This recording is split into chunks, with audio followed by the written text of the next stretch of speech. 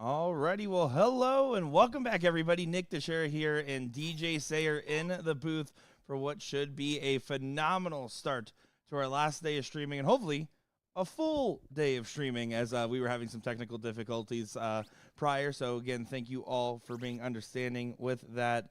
We're starting off with a great match here to kick off our pro men's doubles 0-1 here. Team Watch Out with Ram Guevara and Jody Ward, excuse me there. And then we have Tyler and Devin there. That's going to be Tyler Christensen and Devin Moore to get things going. DJ, I'm excited for a good day of pro doubles. Yeah, we get to figure out who's gonna book their places into the ESPN Invitational. So that's super exciting. I know that's the main reason a lot of these players are playing today or made the travel. Yeah, certainly the case. And there's also a lot, hingent on this, right? You have a couple players in the mix that are already qualified for that ESPN shootouts.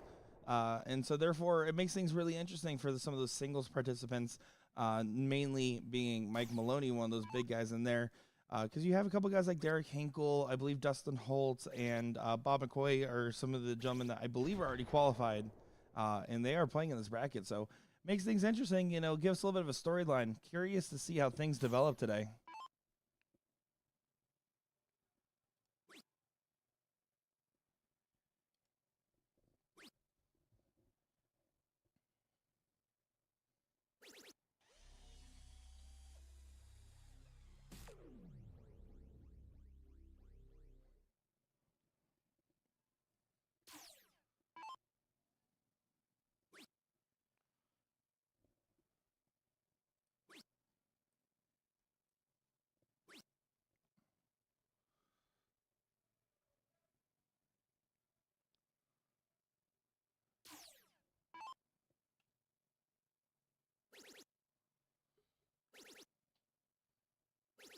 Oh, great shot there from Tyler. Backing up his 140 with a 180 there. Throwing a 53 point per dart after 6 darts. Start off pretty strong.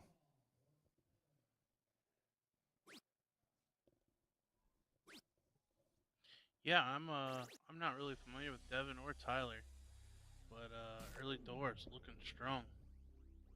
Well, I see Nina Moore is in chat. Nina, give us the scoop.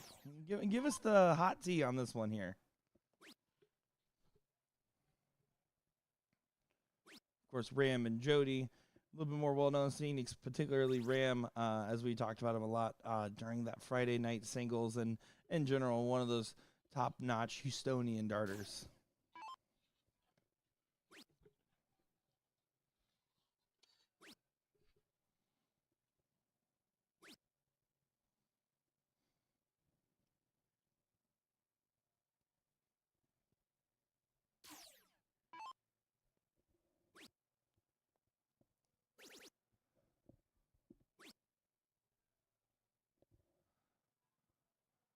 Devin Hunter says it's more of them South Dakota boys.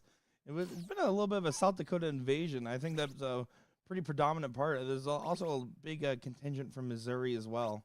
You can see Ram there. He himself just shy of setting up at the out, basically trying to race against his own partner, pretty much setting himself in freeze range if Shrek doesn't hit a big one.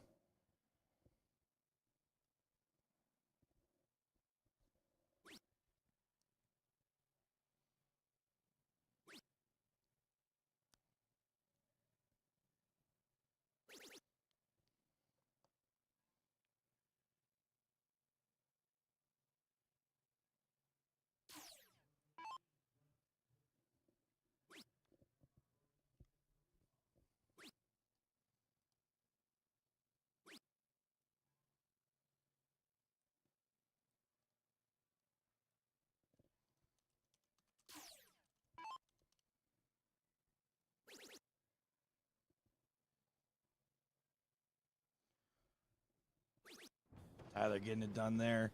45.55 point per dart and leading the pack by far, honestly, with Ram close behind. So good stuff there from Tyler.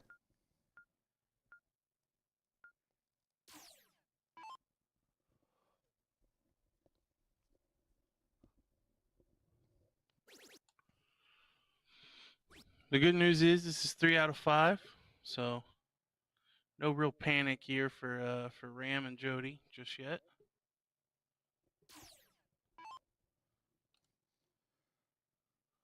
Yeah, that's gonna be one of the other things there. You just got to stay calm and collected, knowing that you got some time here. And also, I mean, for these guys, this is their second match of the day. That we did let that first one play out to make sure computer was for sure good this time, and they had a little bit of time to consult. And both those teams coming off 3-2 tie-breaking wins as well. So they got a couple of extra darts in, so they'll feel pretty settled. I don't think any alarm bells will raise quite yet after one game.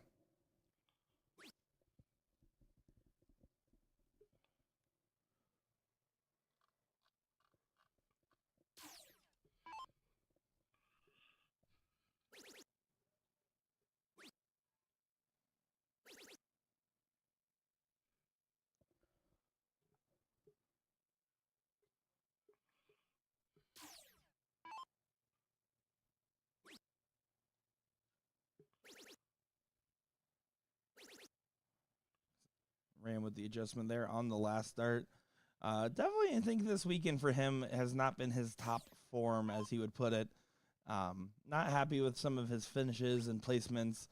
Friday night, he kind of took it on the chin and was just laughing it off. But you can tell that yesterday in particular, the frustration was getting to him quite a lot. And it can be one of those all-encompassing and overwhelming feelings when darts aren't going your way, when they typically have been, especially lately.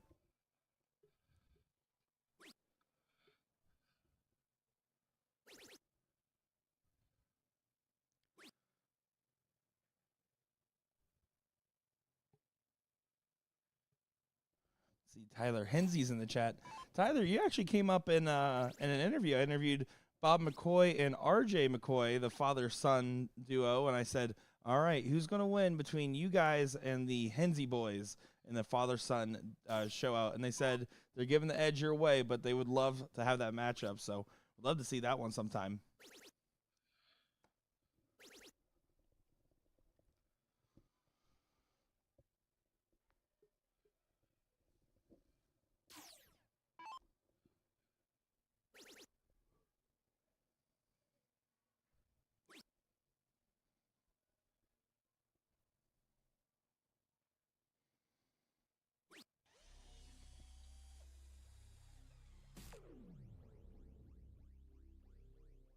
You can see some thumbs up and some waves in the background there from the audience. Yep, the cameras are on today, everybody.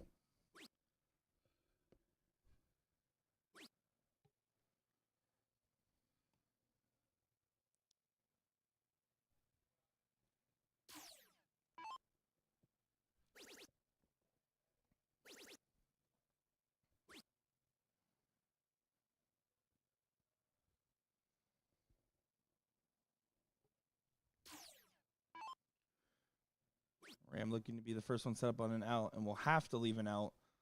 If he doesn't, he's in big risk of being in that frozen territory, and that's a massive last start there. Still not out of the woodwork yet.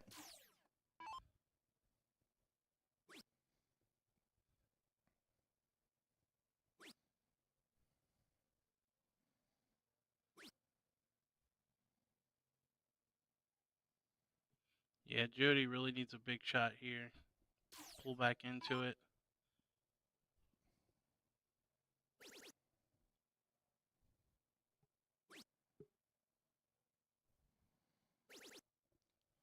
The other teams had a combined 400. Catch on the third. The other teams had a combined 440 here, so they would have to hit just over a 140 here, or actually right out of 140.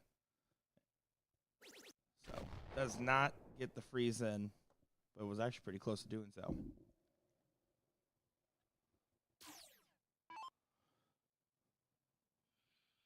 But you feel like Ram's only going to get one shot at this. I would agree with Not that. going to take it out. Yeah, I certainly would agree with that. We always know when we see these freeze formats and stuff like that with your split scores is once you're frozen, I would put a 90% loss rate once you're frozen, unless the other team's it's like freezing in the singles. It's just such a hard position to come back from.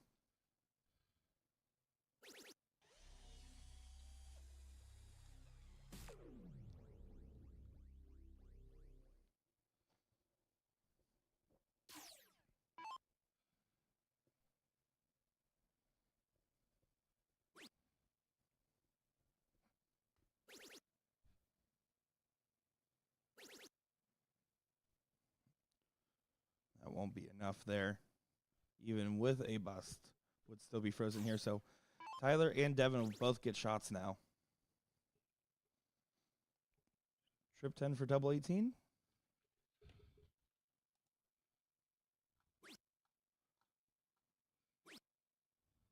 Just tease it up there.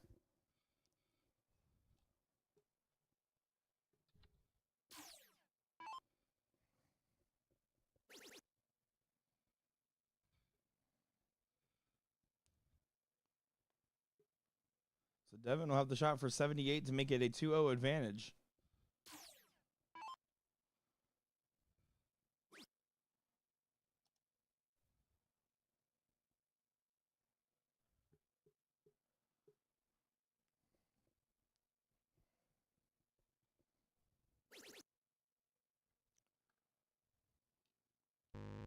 I have no problem with that shot selection there. Gets a couple extra points down on it. Typically would go for the trip 10 double 16 setup, but trip 14 there, nothing particularly wrong. They're well in front, so it's basically down to preference at that point.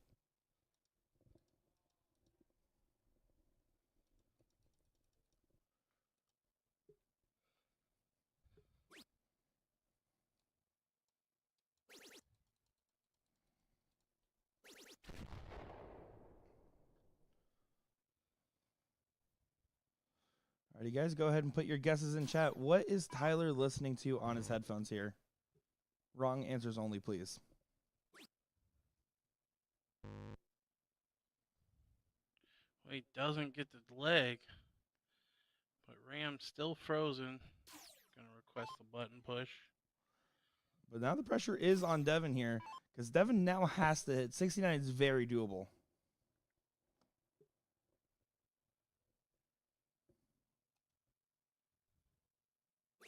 Does get it there.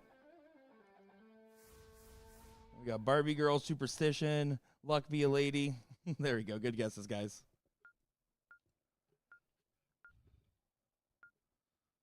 And here we go. Guevara to start us off. Leg number 3 here. Fortunately, it was frozen last time, so he's going to try to get off running here. He's going to feel like if he's not hitting at least 100 points a turn, it's not going to be enough until at least his partner, Jody, gets a little bit more settled in.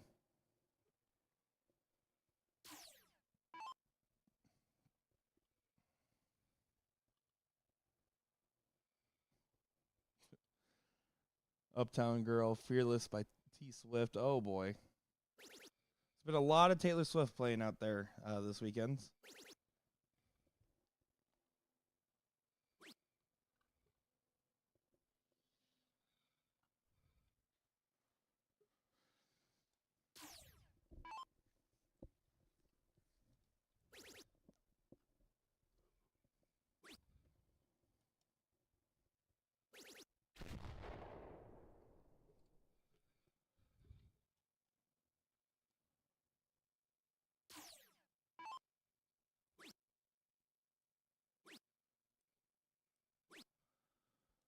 Coming up next, our first top 4 on the winner side matchup is this bracket's going to be moving quick today. Will be Off in Church. That's going to be Jake Howell and Tim McCoy versus Oops, Steve Hennings and Jesse Sherbon.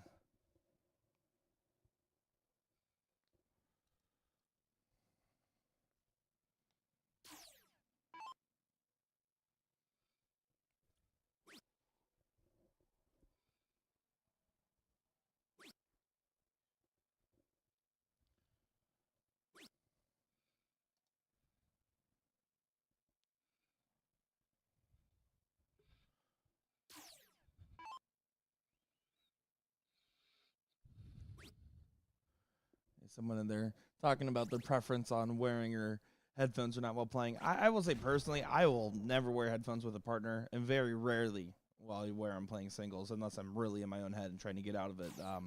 That's a pretty rare occurrence that you'll ever see me wearing them, but I honestly don't really have too much of an issue with it. It depends on how bad the jukebox being that weekend too. If the Booty Man's playing for the 4th time, I feel like it's okay.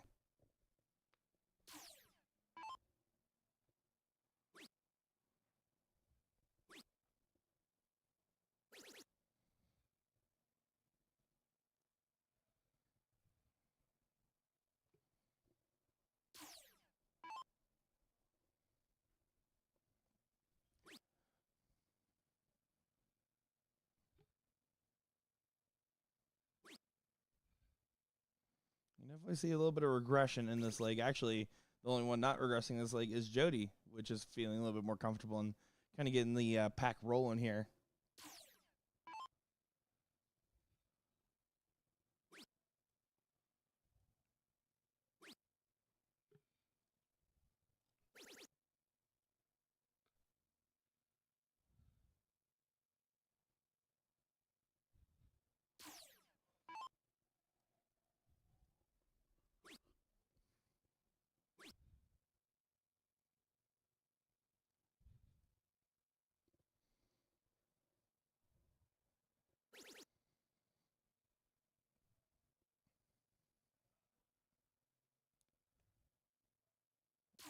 Ram's just going to try to hit a big one in here. He doesn't necessarily need to set up knowing that Jody's out in front.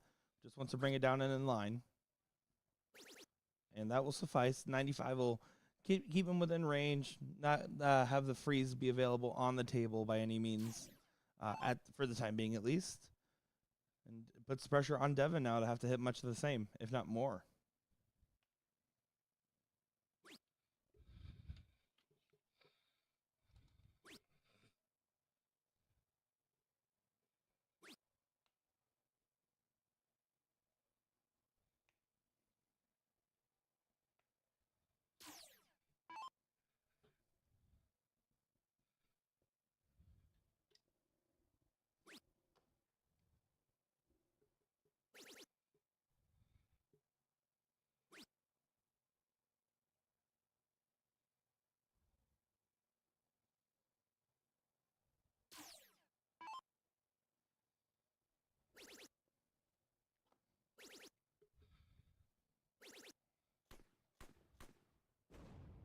How about that one there from Tyler? Launching some fireworks in there to get the 180. Putting a lot of heat on this one. This could still be anybody's game. More than likely, Shrek will be the first one for the shot.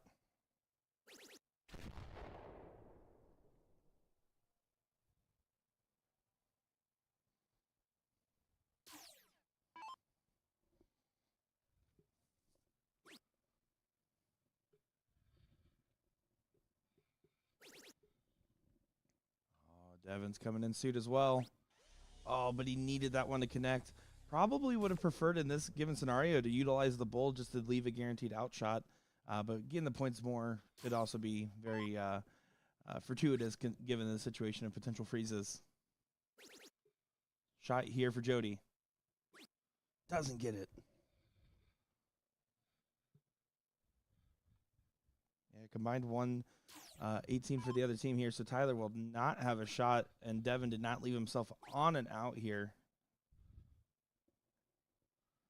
Trip 19, it looks like. Maybe he's blocked on it. Might try to hit something else instead to try to leave 4. Yeah, went over to 17s.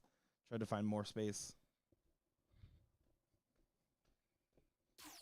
108 needed for Ram. Down 2-0. Missed the easy one. Big number. 39 Elite 4 should be the chosen route.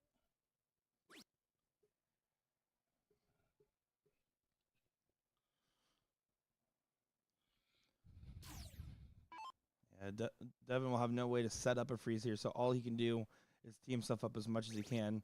Can try to get all the way down even to 4 if he wants.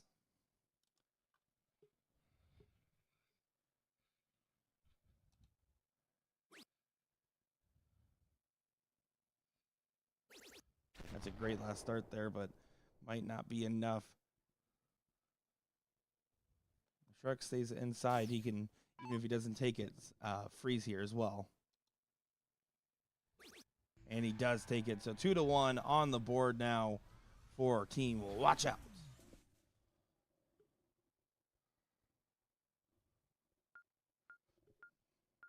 He didn't even set up the board. Such a uncomfortable thing.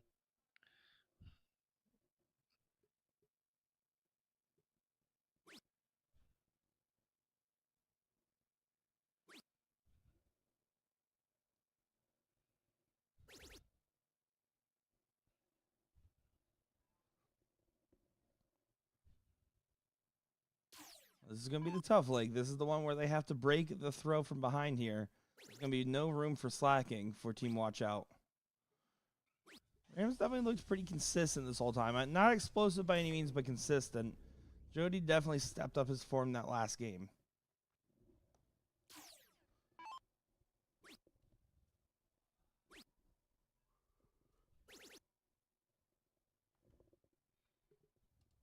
You see over 500 of you guys tuning in back to our Friday night numbers now that everything's back up and working again. Thank you guys all for tuning in and giving us the love and support in the chat here. Appreciate each and every one of you.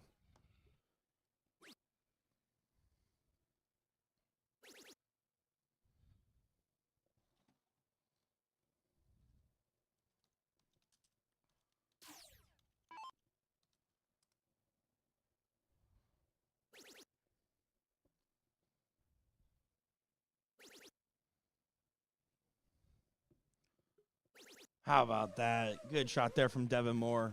Finding all three in that 20 bed. Yeah, going first. So throwing for the match. Making it very difficult for Ram and Jody.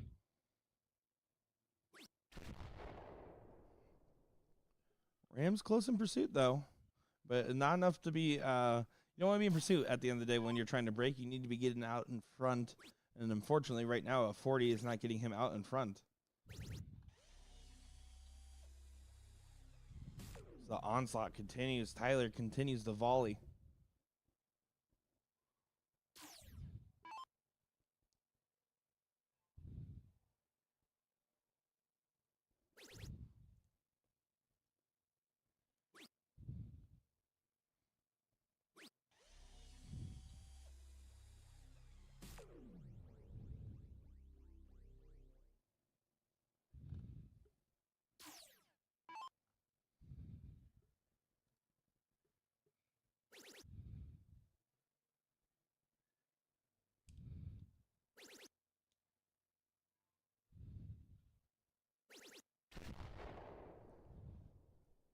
Tyler and Devin really bring it in this leg. Their timing is crucial, especially when you're looking at a series of 0-1 split scores like this. The fact is that they're channeling it together at the right time. Puts all the pressure now on Watch Out. Ram does leave himself at a finish here, but if Tyler hits a big one, it's going to be not a near impossible for Jody to get out of a potential freezing situation. But this might be that opening. That will be the opening. Now, Jody will need to capitalize on it for it to make the difference.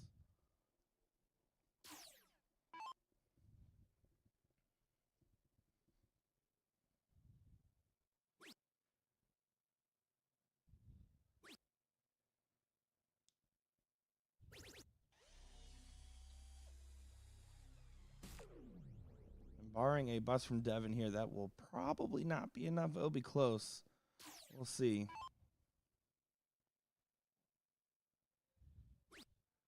Needs to get below 15.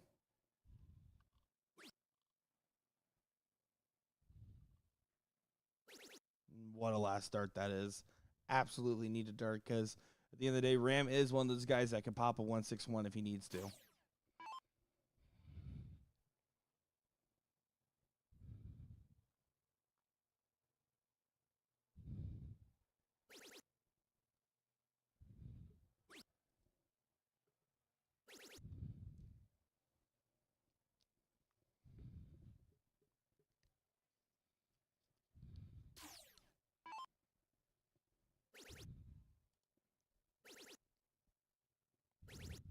Oh, wow.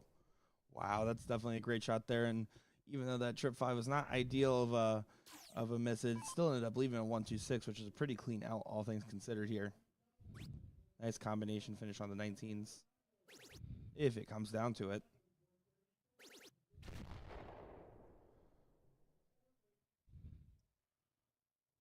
So 12 now for the match. Devin Moore.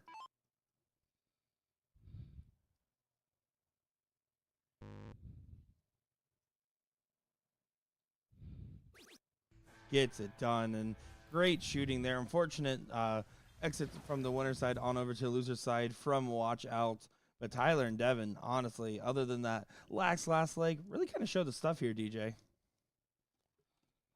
Yeah, I mean they had one slack leg, but overall pretty strong performance from them. So curious to see how they'll do in the next round against McCoy and Holt. Yeah, I'm definitely looking forward to seeing how this one develops. As unfortunately, just didn't quite catch it in the camera frame, but Tyler there let out a huge fist bump in celebration as soon as they walked away and finished the handshakes. They are happy with that win, and as they should be, moves them on to the top 4 of the winner's side. And now we're going to see our first of those matches, Off and Church versus Oops, coming up to the stream board here. And we're going to be in for a great day of coverage all day long.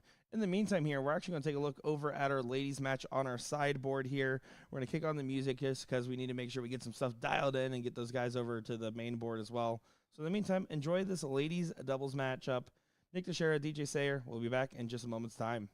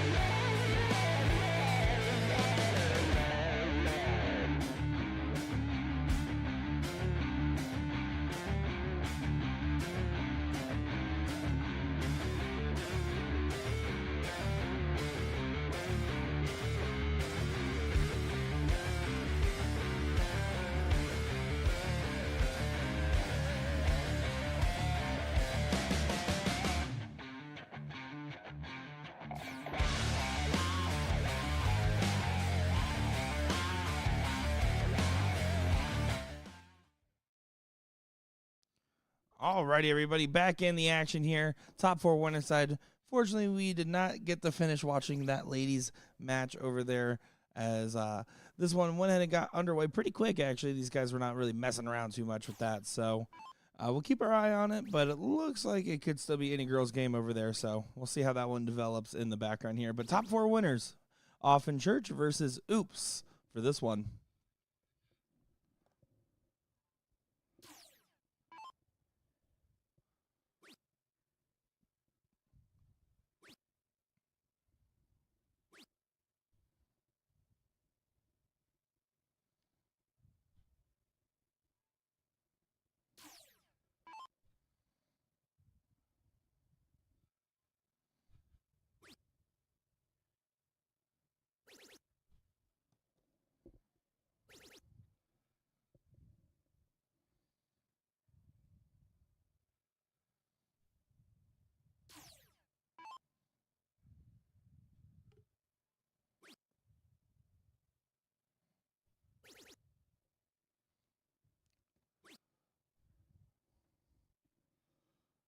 So, if I'm not mistaken, I believe Tim McCoy has no relation to the other McCoys. Or maybe he does. I'm not 100% certain, but I know there's always joking names put in when they're at the same tournaments of the real McCoys, and then Tim McCoy's usually not on the real McCoys. So I'm curious if there's a relation there.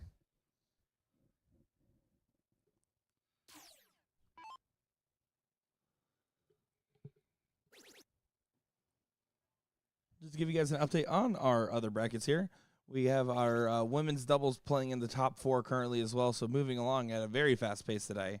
And then the men's doubles 501 also nearing, currently in the top 8, about to move into the top 4 there. So looks like things are cruising along today here in Omaha.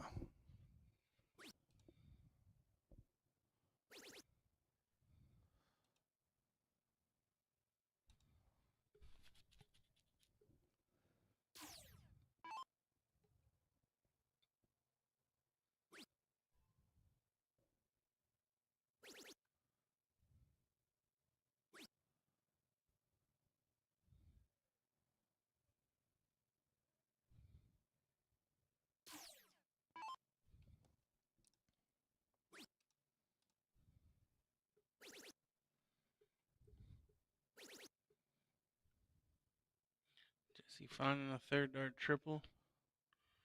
Nobody really off to the races in this leg so far.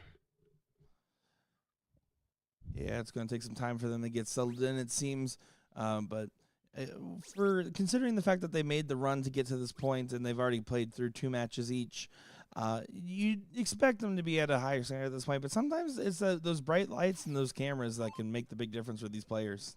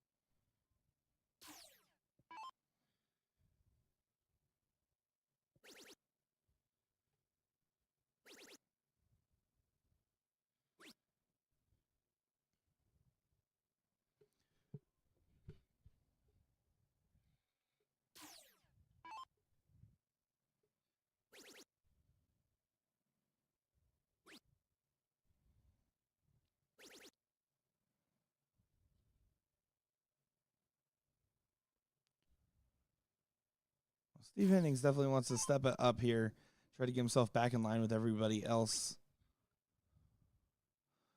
It's always such a confidence tell when you see a player switch to the 19s versus the 20s. In this case, though, being fortuitous, but it's always one of those like such visible tells where you're like, all right, he's obviously not feeling comfortable, deciding to move around the board more.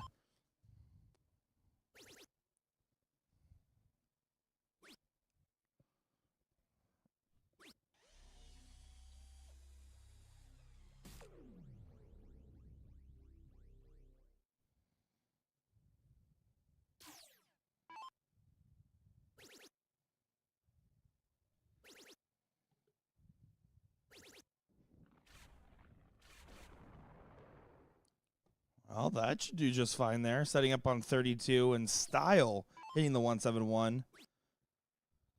Now putting the pressure on Tim and Steve here to see if they can freeze out the other guy.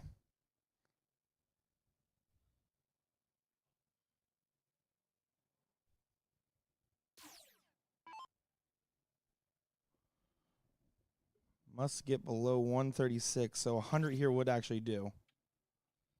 But actually, in 95 would not have done it, though.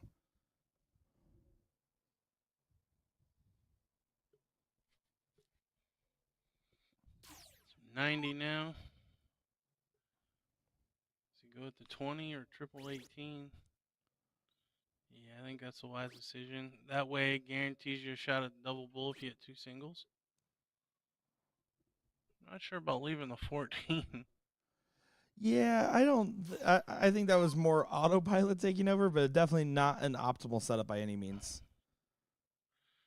Well, and at that point, you kind of want to get a little lower. So not the lowest you could be, but Jesse does clean up game number 1. Yeah, that actually could have frozen And actually, there. he could have froze. Yep. Yeah, he could have froze. Yeah, actually, backtrack my comment. left 4. Knowing the freeze is available changes to the shot entirely. No, you're absolutely right there, DJ.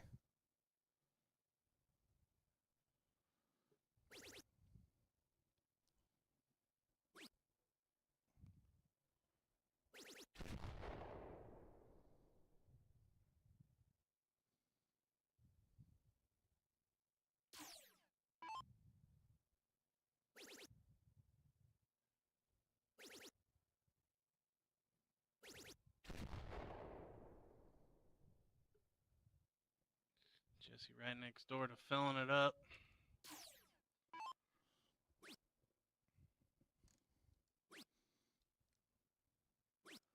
Oh, and that's a lax opening there for McCoy.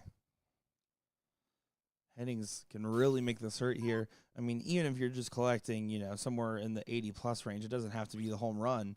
But if you're at bat and getting the first base, it should be just fine. And he does.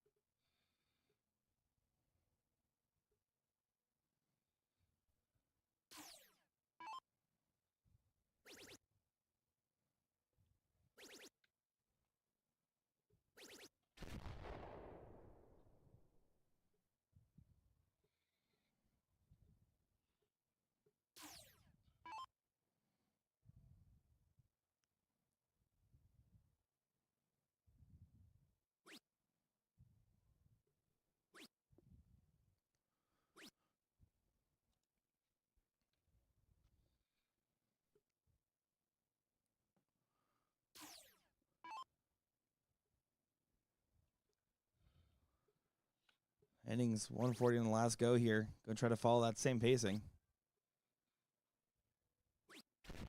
That would be just fine there. Tim McCoy, unfortunately, well behind in this one so far.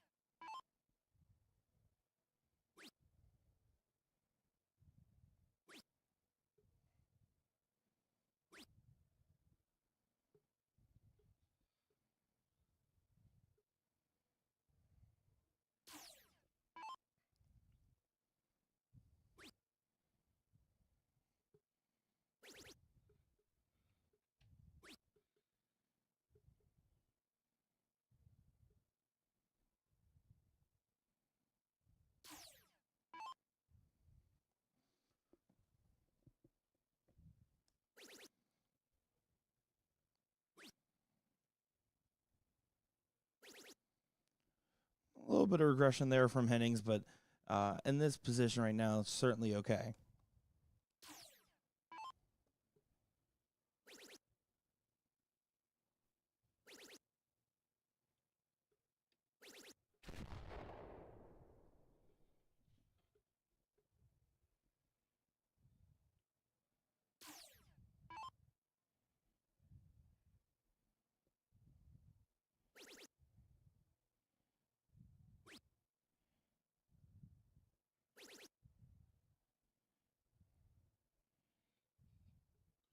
Jesse not really taking advantage, but Tim way back 397.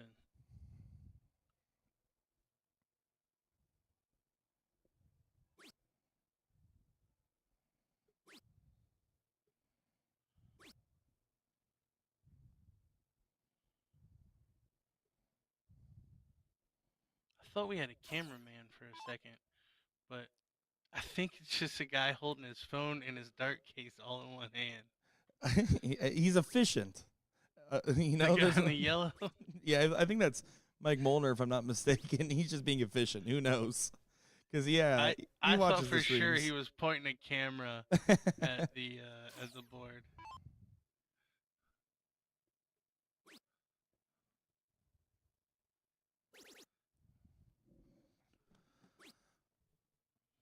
Well, 76, a good spot to be, but unfortunately with Tim McCoy so far behind, it's almost a mute point as 137 and 125, they don't have to go, but they just need to be brought down and chopped up and teed up. Was going for that trip 16, double 16. I don't mind that shot when you're out in front like the way they are, and then can tee up 40. Good shot there from Jesse.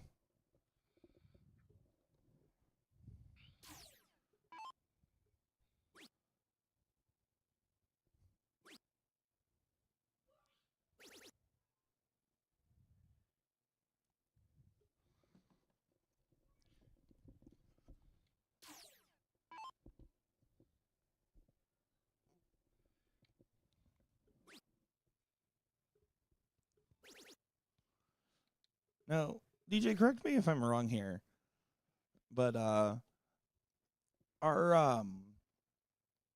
Bob McCoy and Dustin Holt both already qualified for ESPN? Do you know that for sure? I don't.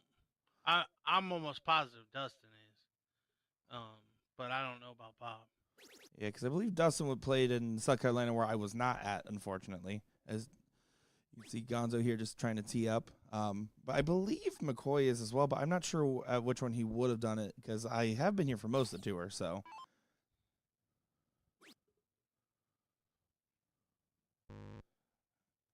It just definitely with our pro field that we had, as you can see Jesse there, makes it a 2-0 advantage.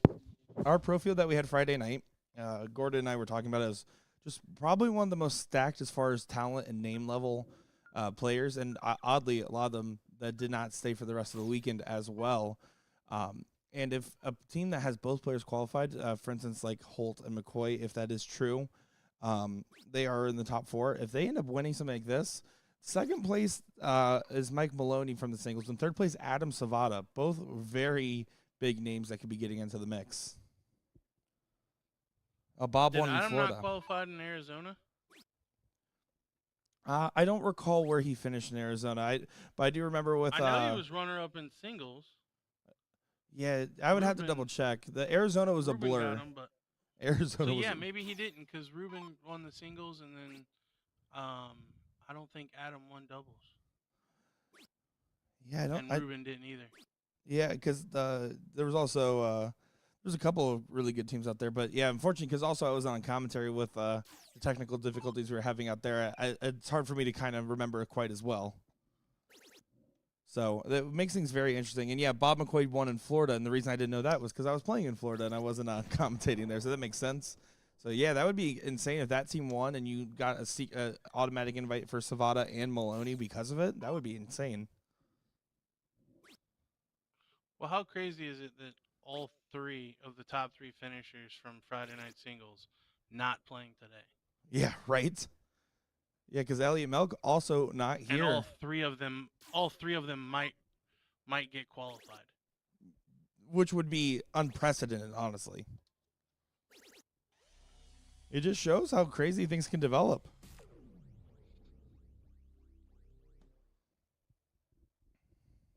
I mean, we even saw an instance like that with Mike Porterfield's top placements over and over, getting people like Jules qualified, also Don Stewart, and I believe because of Mike Porterfield, they also qualified Travis Brewster as well.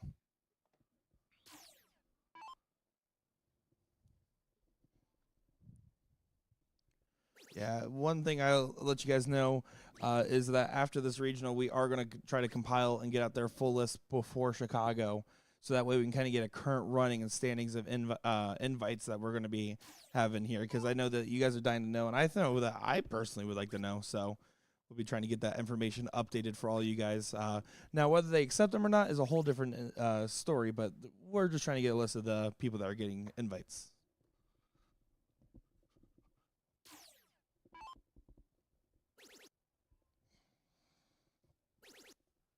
So yeah, Adam actually finished runner-up in doubles in Arizona as well to Chuck Pulio and Dave Fathom. Yeah, that's right. Runner-up in both events and didn't get qualified for the Invitational. Well, we'll see. I know. And may get it on the third place finish. Yeah, I the only reason I would start looking at storylines is because Maloney said, "Hey, can you double check this for me?" And so I was like looking. So I know for a fact of which horse he's trying to bet on today. Which, if you had to bet on any of these teams, that any of them have the ability to make it. But Holt and Bob McCoy is not a bad team to place your bets on.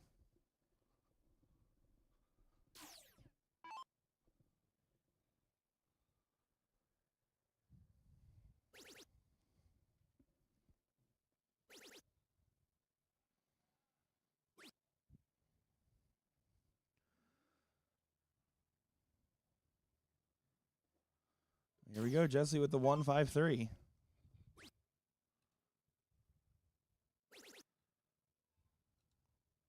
He's deciding how much he wants to clean it up here. And that's exactly what I would recommend on that last start. Getting down to 20, good spot to be in. Pretty much maximizing your points that you can score there after your first dart. Not a bad shot at all.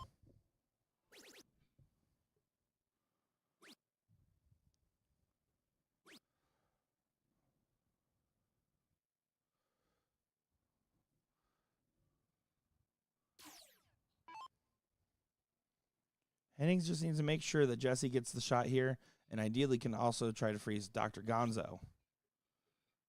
Well, the freeze is definitely happening. Oh, there we go. That's my Florida math playing in there.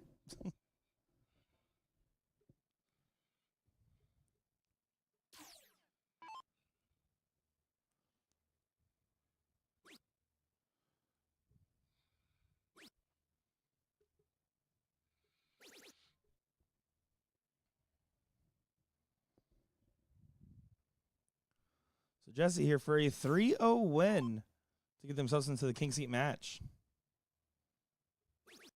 Gets it done there.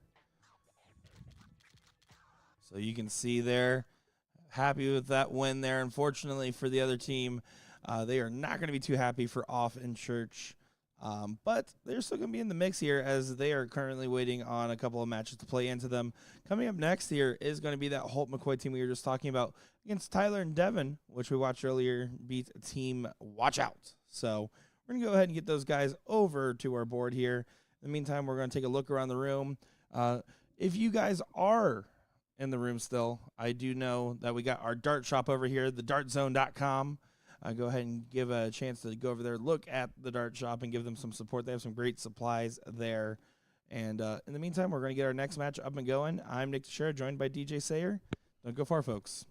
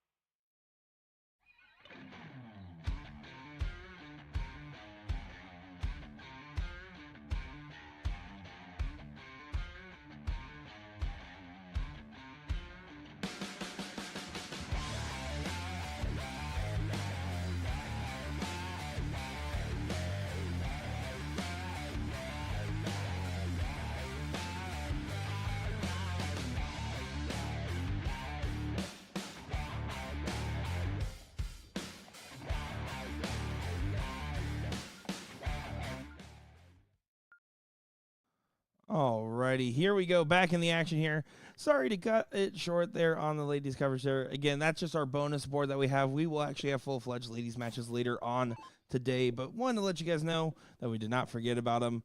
But we had to get this juicy top 4 match on our stream board. Tyler and Devin versus McCoy and Holt here to see who plays Team Oops in the King Seat match. Excited to see this one. And DJ, who you got in this? What's your thoughts? You're just like Gordon, always putting me on the spot. No, I think coming into it, Dustin and Robert clearly the favorites, so hard to bet against them to this point. But I was pretty impressed with Devin and Tyler the first time we saw them. Yeah, I couldn't agree more there. I think overall that Devin and Tyler, for guys that are, I've seen the names, but not quite on the radar, especially to the same level of Dustin or Bob, played particularly well. And if they channel that same energy, it's not going to be an easy walk in the park for Bob and Dustin.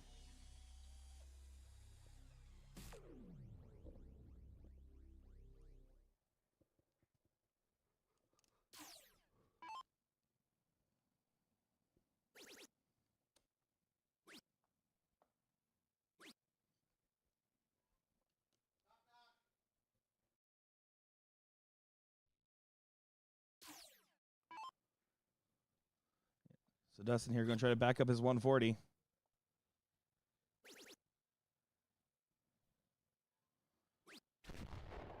just fine with that. You can see the frustrations. He's like, how dare I only hit 520s?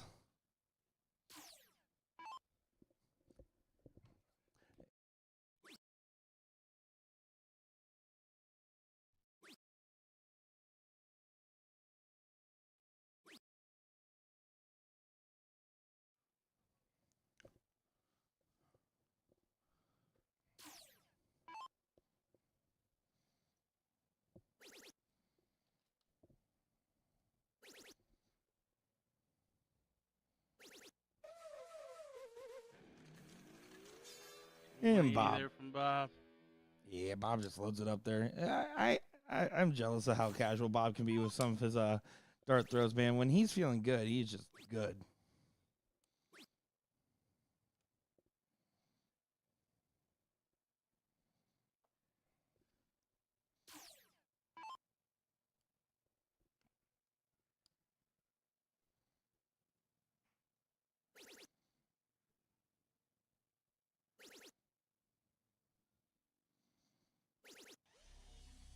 And the standard here is definitely risen. I just you can tell from Dustin and Bob that they're playing at a really high gear right now. This is going to be a handful for Tyler and Devin.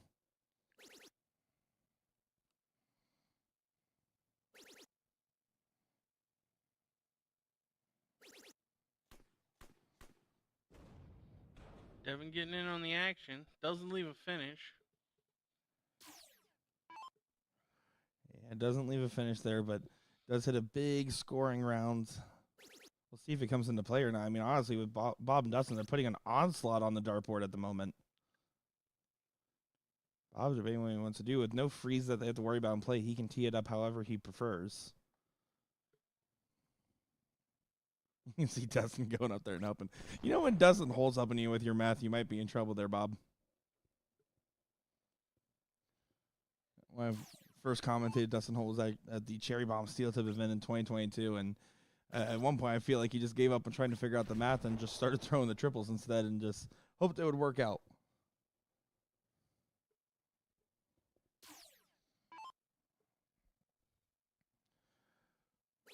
Going the 19s route.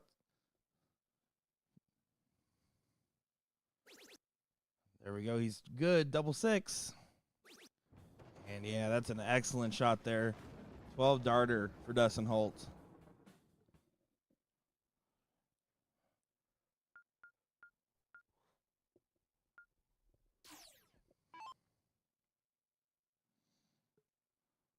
Yeah, Holt and McCoy only dropping 2 legs on the day so far. One against Brandon Neal and Derek Hinkle in round 1.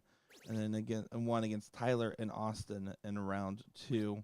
That would be Tyler Weehee and Austin.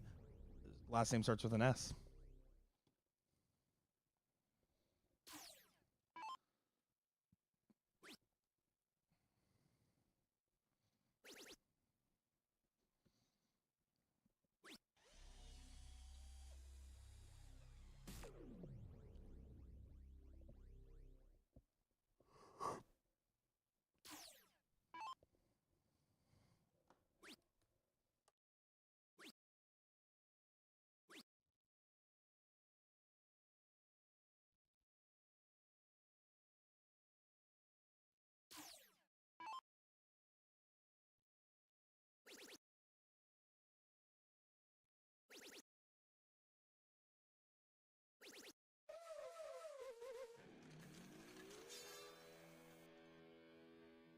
Bob putting on a clinic here. Average just south of 50 points per dart in the first leg. Started this one with a 180. I mean, it's not like Devin or Tyler are playing particularly bad. I think they're actually still playing pretty solid, but right now you're getting grade A game from Dustin and Bob.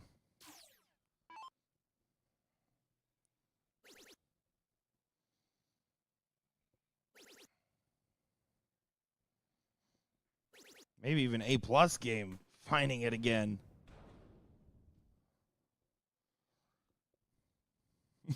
Bob just looks at him and says, "That's nasty."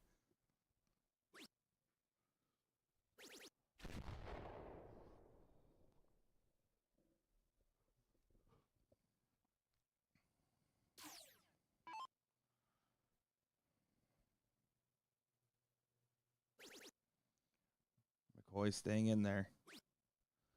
It's just high on the wire there. You wanted perfection. He'll settle for near perfection.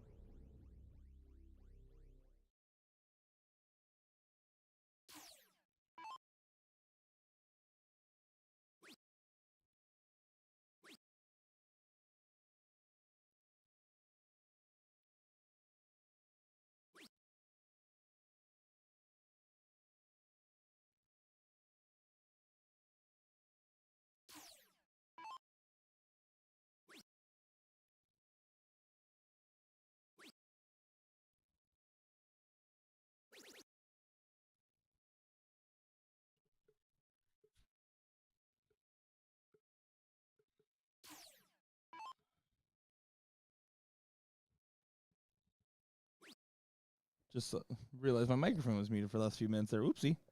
Jason Hawkinson in the chat saying, "Is Florida Meth like remembering my name?"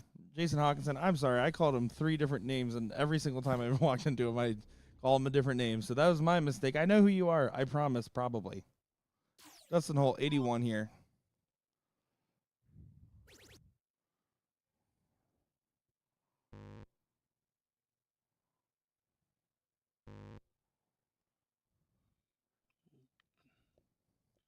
The rare miss from Dustin. Opportunity for an 11 and 12 dart leg gone. But the leg's still pretty much in hand. With Tyler back at 242 to start this turn.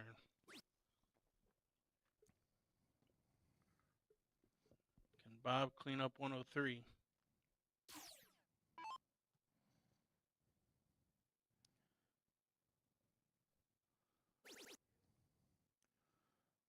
He's going to. He's going to get the shot. Getting it done there. 12 darter now for Bob. Yeah, this is some A+ performance from these guys right now. When we talk about the A, B, C game that players can bring out, and about having a not so bad B game and a really good A game. Well, right now this is really good A game that we're seeing.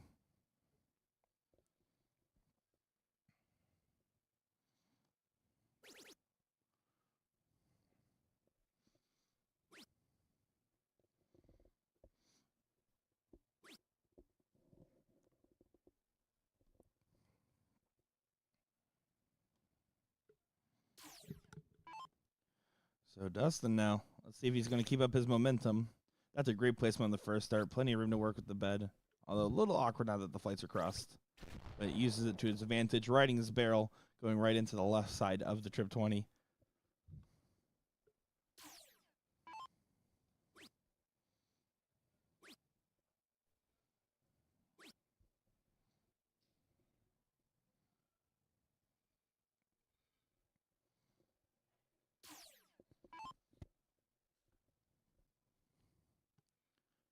Tyler not going to be happy with that visit by any means. And a good cover shot from Bob here will do some work.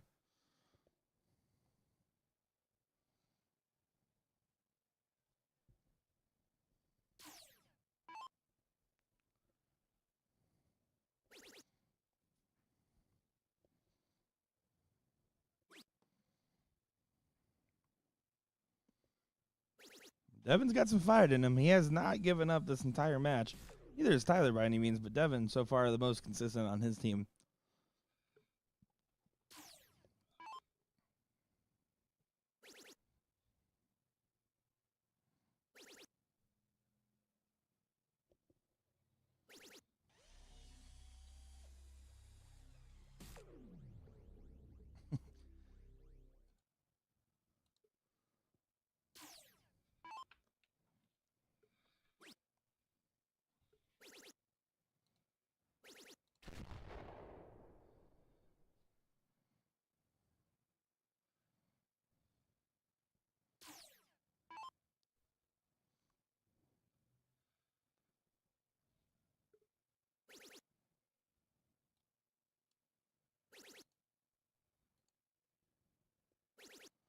Oh, wow. How about another 180 there? I lost track of how many the combined hits between him and Holt. I believe that they're over 5, maybe 6 now in this match alone.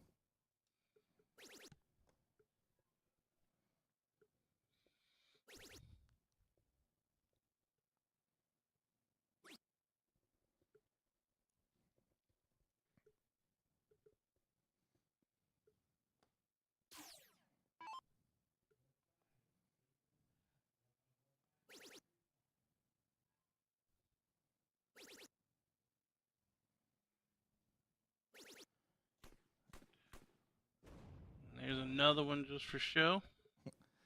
Yeah, definitely in the 5 or 6, if not maybe 7.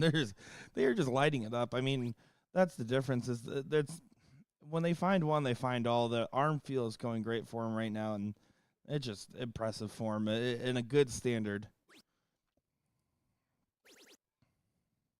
I will say right before this match started, I went to somebody to the side that I was watching. They said hi to me, and I just loudly said, "Anybody taking bets on this one?" And Dustin just kind of gave me that look of like he's fired up, and I was like, "Oh, never mind, never mind." And it seems to be transpiring here.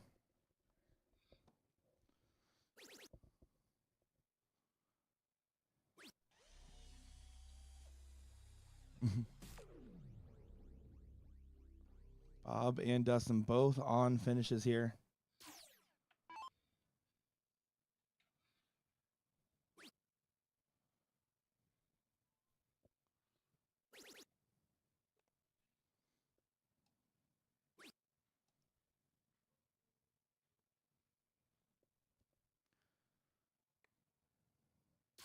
$14 for double 16, or can play the 610 wire. Double 16 for the match. Gets it done there. Dustin Holt there. 11 darter to finish things up. Incredible standard. Basically, if you weren't throwing a 12 darter, you weren't in the mix in this one. And that's some good stuff for these gentlemen here to get that top 4 match solidified. McCoy and Holt move on to the king seat here. Tyler and Devin, honestly, not a bad performance, but they are going to have to raise the standard if they want to fight back to get to the final here. We're going to see how this bracket continues to develop here, figure out what match is coming up next, and we'll be bringing you the action as it comes. I'm Nick Share, joined by DJ Sayer. Be back in just a moment's time, folks.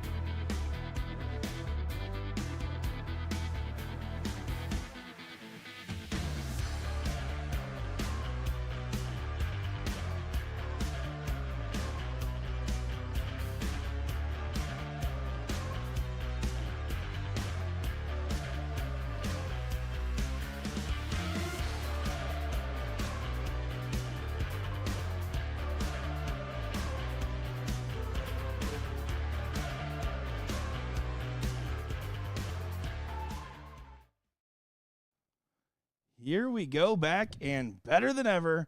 Time for the ladies to get a proper showing on the live stream. I told you guys we were going to get them.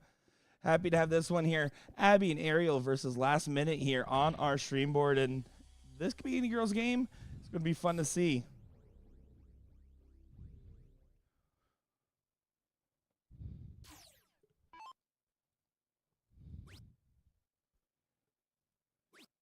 I know before our cameras cut out yesterday, we saw a brief bit of Abby and Ariel, and they were putting together a stellar cricket leg.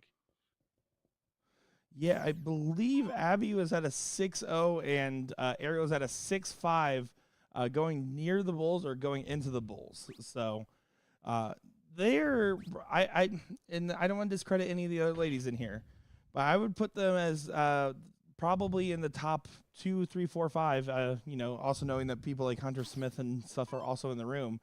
But Ariel, I mean, ever since October where I got to watch her play in Kansas City, absolutely impressed me. And, of course, Abby's spot goes without mentioning.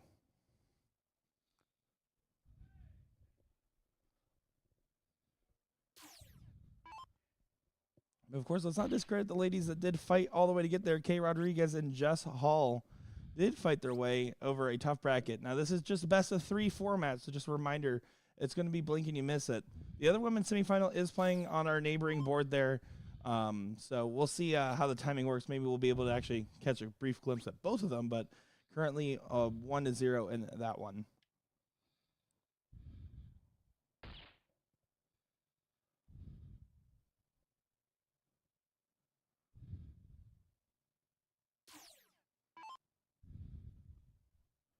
Rodriguez and Scott both on outs here.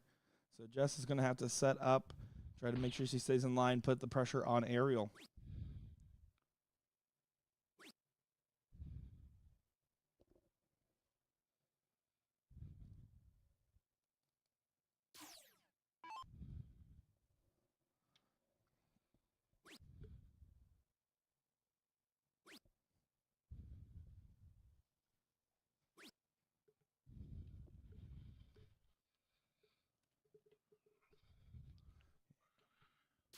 .108 to take leg number 1. That's a good miss there, but doesn't quite connect there. Abby on 148. There's a lot of pressure on this. Not frozen by 2 points there, or 3 points there, excuse me. So we'll have a swing. You almost feel like it has to go given that situation.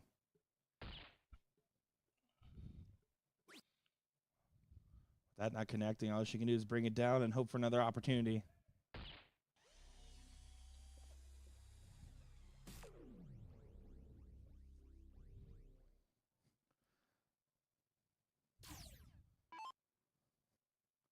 I like that you guys can't see from your angle, but Abby, their fist bump, they're actually both semifinal teams are both semifinal matches, they're kind of cheering for each other. They're all fist bumping each other since they're all playing next to each other. It's fist bump galore, no ban the bump mentality today.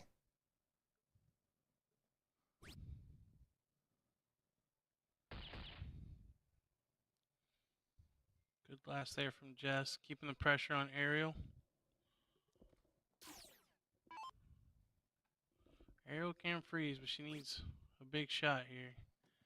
Not going to be able to do it now. Yeah, she runs the potential of freezing her partner if Christina doesn't take this out. Yeah, there is a huge risk there.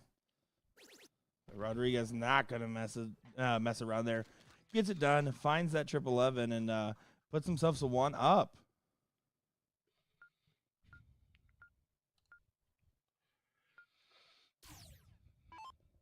But, of course, this is a game of holds, typically. So this will be the question here for Abby and Ariel. Can they hold their throw and come out swinging?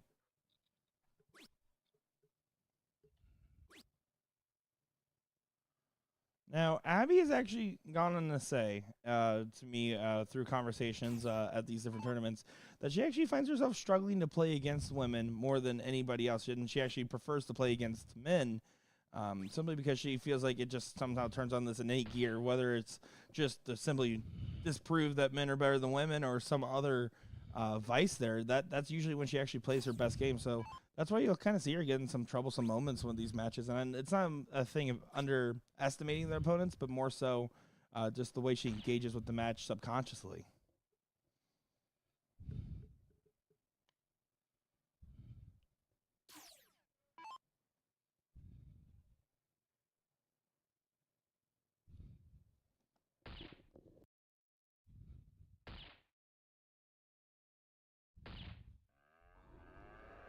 Great shot there by Jess. Filling it up. Yeah, that's a huge moment there. To get the jump This on. is only best of 3. Yeah, you're exactly right, DJ. I mean, that's a huge jump. And Abby there falling short with only 74. This could get out of hand quickly here, huh? Good miss from Abby. Hits an 8 to leave 150. But yeah, I mean, Jess could potentially take this out for a 6-starter and the match. Ariel going to need to hit a big one here.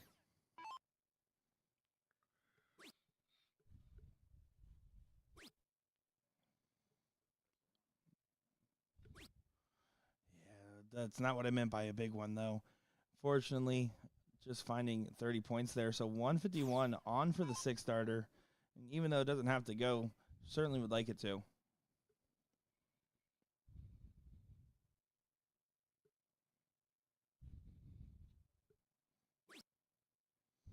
Yeah, needs to make sure she puts some pressure on this.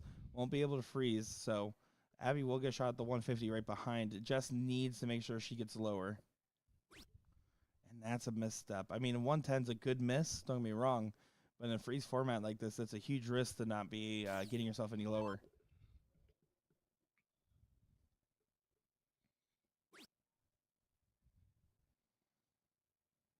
Same thing here for Abby.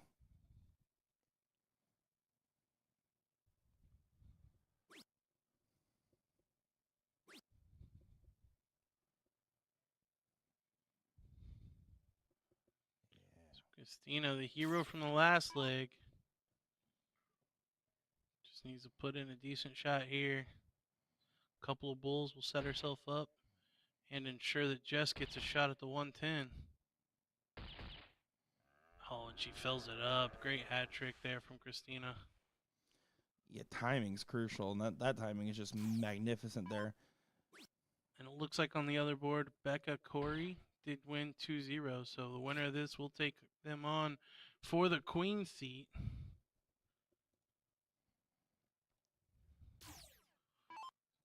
Following this one, we will have the pro king seat.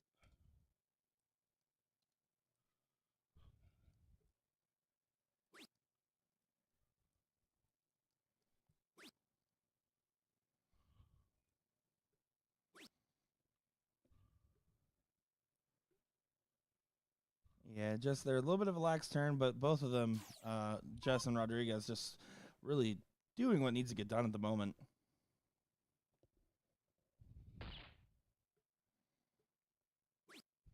This is not even eligible to go.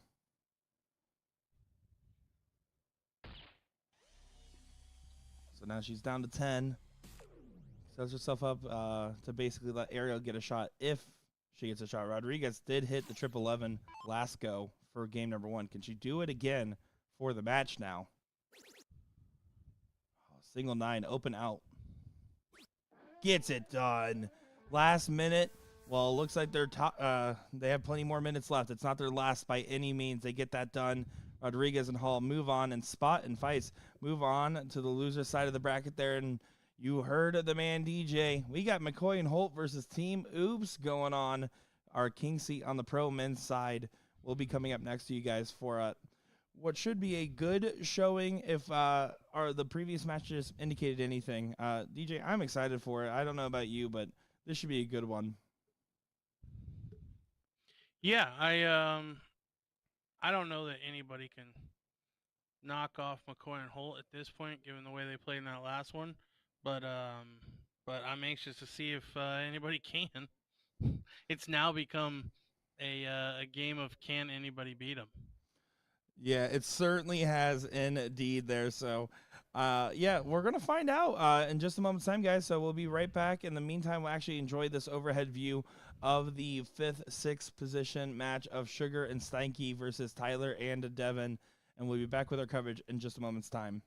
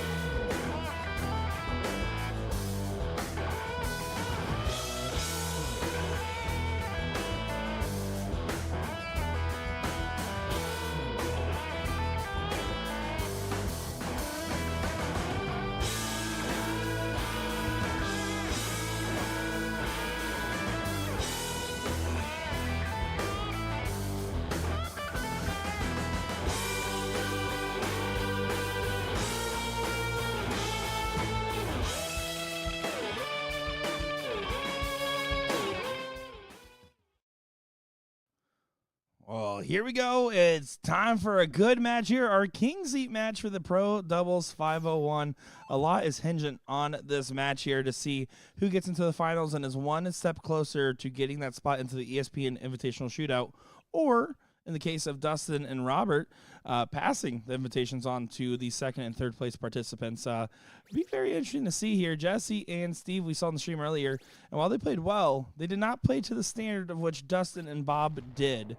They played incredible, and as you put it, DJ, it's tough to visualize many people beating them if they're in this level of performance. So, yeah, I'm excited for this one, DJ. Yeah, I thought Jesse played pretty solid the first time we saw them. Steve doing a good job just filling in the gaps, but man, Bob and Dustin were just on another level in that first match.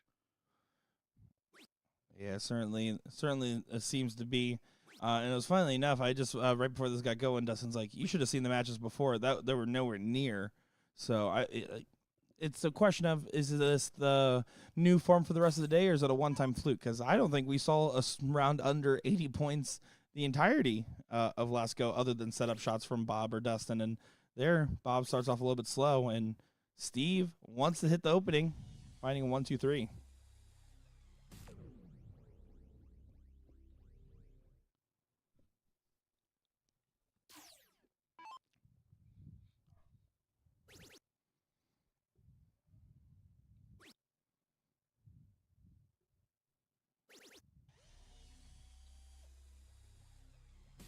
Holt still continues on the onslaught, though.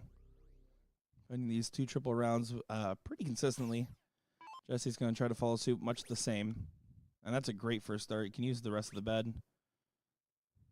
We kind of got away from him a little bit.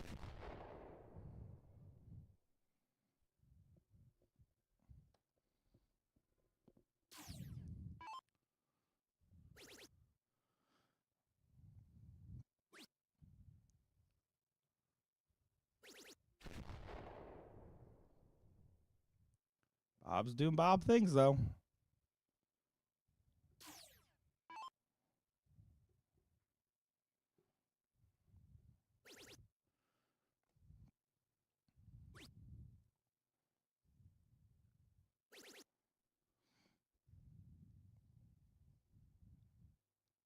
Yeah, 23 points there.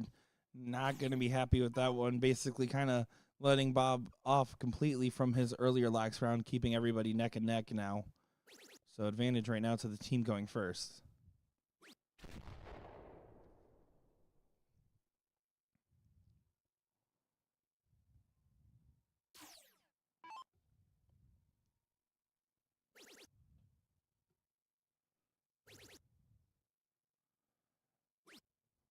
Let's start from Jesse. You wanted a little bit more on it, but that was the bare minimum. You have to stay true and make sure you leave yourself at least 160, although 120 a little bit more preferable, to say the least.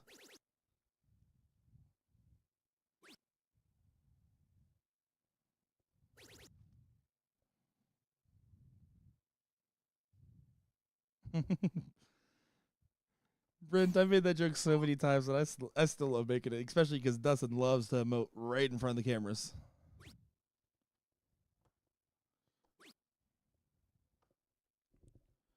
One 3-6 will be the first look here.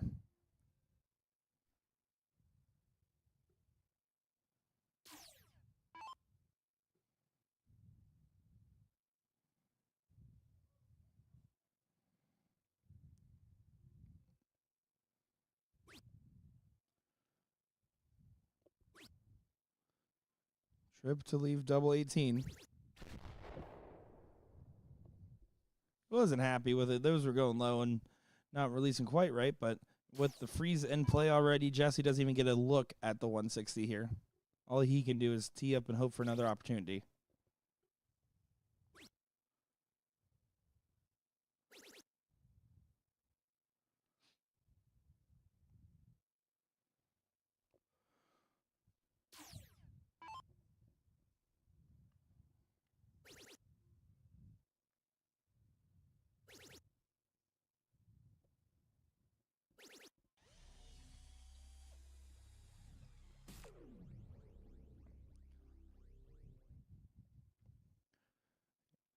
Yeah, Dustin and Bob, a little regression considering that they pretty much only threw 12 darters or better in the previous match, basically staying between 10 and 12 the whole time.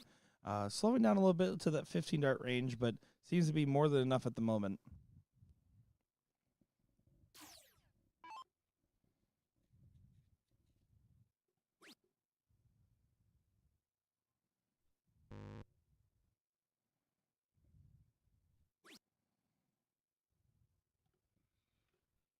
Dustin not finding the double, but no real danger as Jesse's still frozen.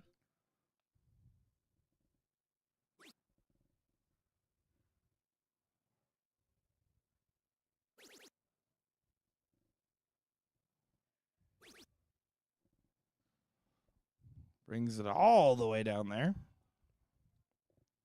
113 for Bob. Trip 20 single, 13 double top will be the approach here. No go now.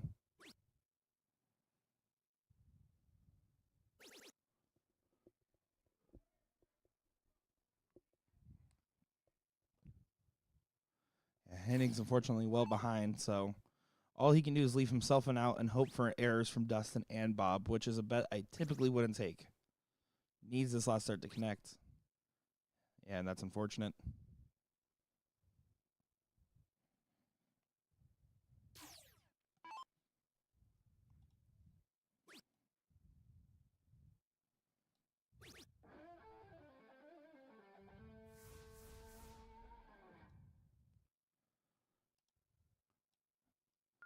All getting it done there.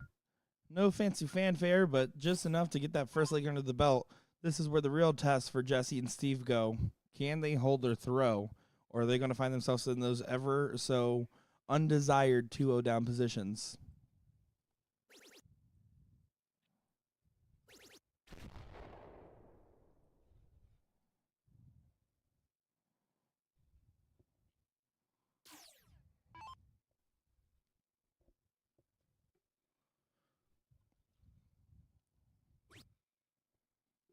Dustin can use that to his advantage.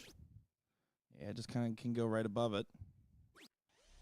Not a bad guide, but only 100 there. So Jesse's still leading the pack to get things going here.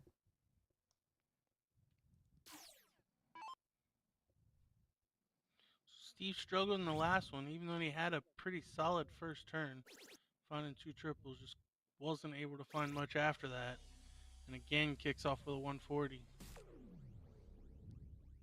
So much better start of the leg for Steve. He just needs to keep it up, especially going first this time. Yeah, and Steve kind of throwing up his hands and saying, "Oh, that's how you do it," in the background there. Bob not happy with that last start. So definitely an opening right now for Jesse and Steve to take advantage of their throw as they're currently expanding the distance.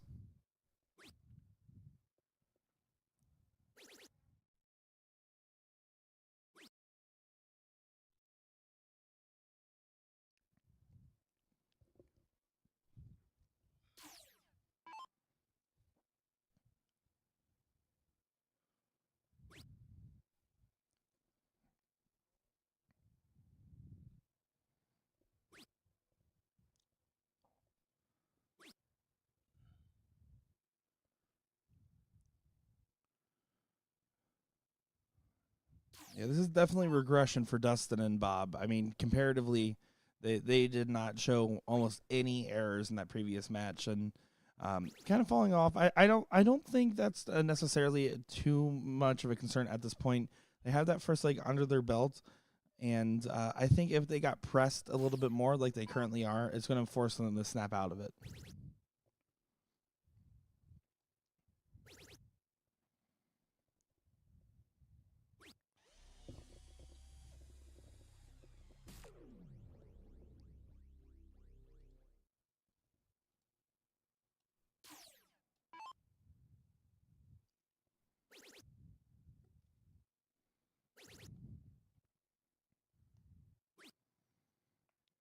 Jesse won that last one to leave the 160 there.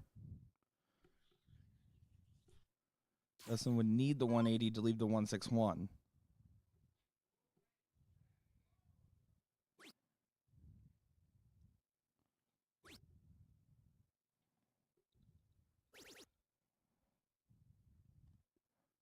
He points and says, that one.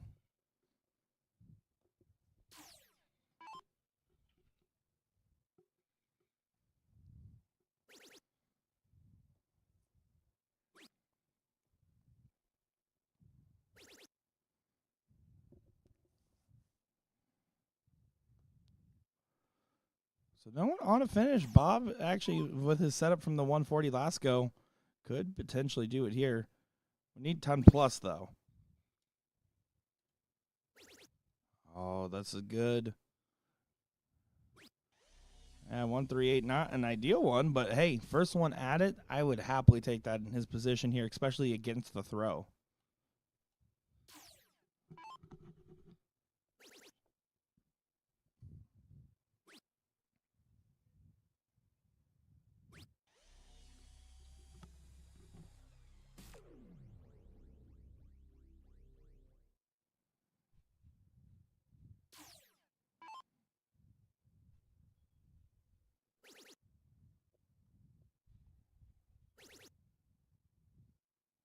Can he fill it up?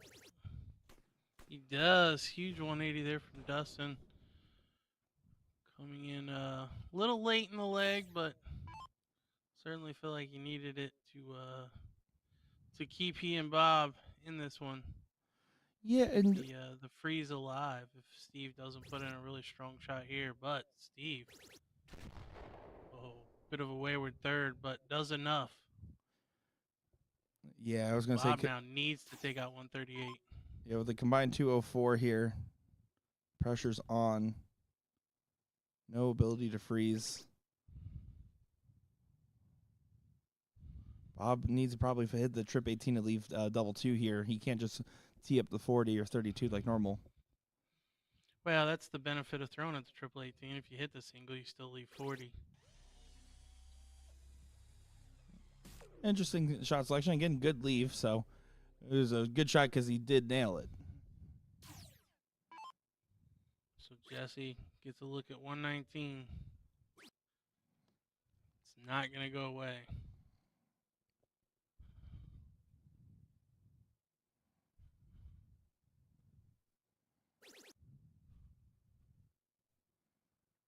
So now 76 is the look. Trip 20 for double 8 will be the look.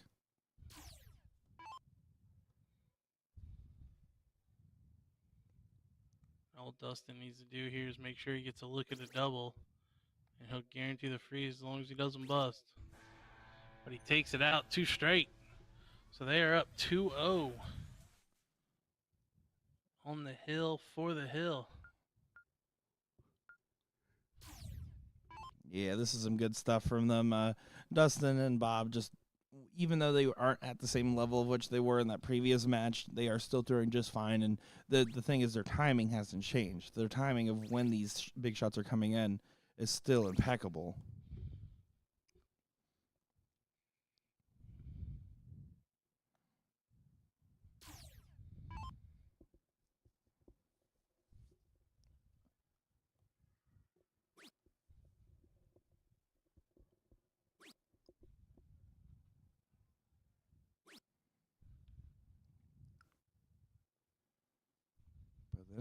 Then again, a lax opening from Dustin.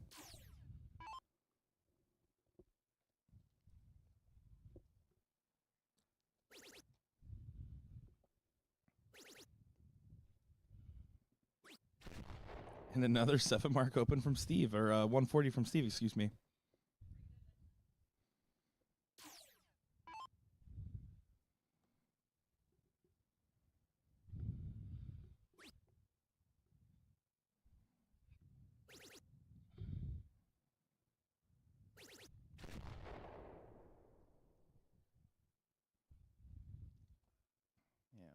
Bob course corrected there a little bit. So basically the B score line's deciding to set the pace here.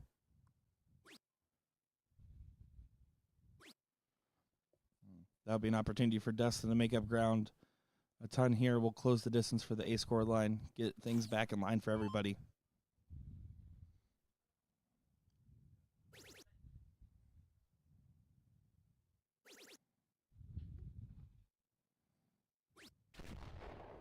Dustin trying to make up for the slack first turn. Finding a couple of triples that time. Yeah, he had to move over to the right side of the bed there. His flights started to get crossed up, so was only able to collect the single on the top wire, but more than enough there. As Steve is continuing to find the 20s at the moment. Getting a 125 to back up the 140. Putting in a good pace and really sprinting in this one.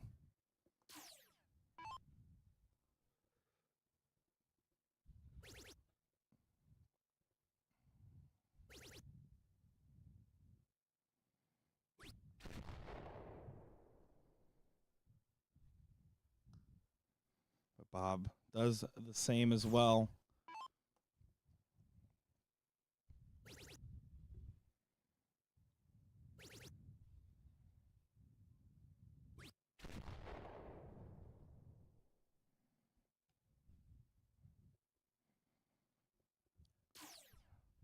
Yeah, Oops here definitely has the pressure on their back from this 2-0 down position, especially because McCoy and Holt have still been tailing them in this.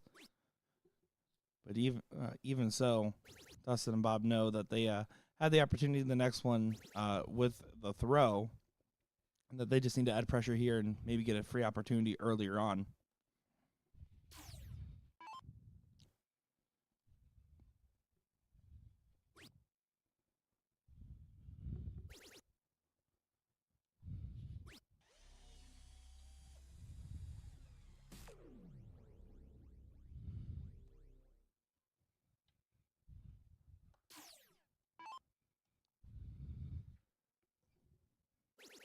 Bob's going to be on a finish, more than likely. Definitely going to be on a finish now. So he's going to be setting up. So, therefore, Hennings will get the first shot at and out here, barring a potential freeze if Jesse doesn't hit big. But Jesse's going to look like he's going to hit just enough at least. Maybe then some.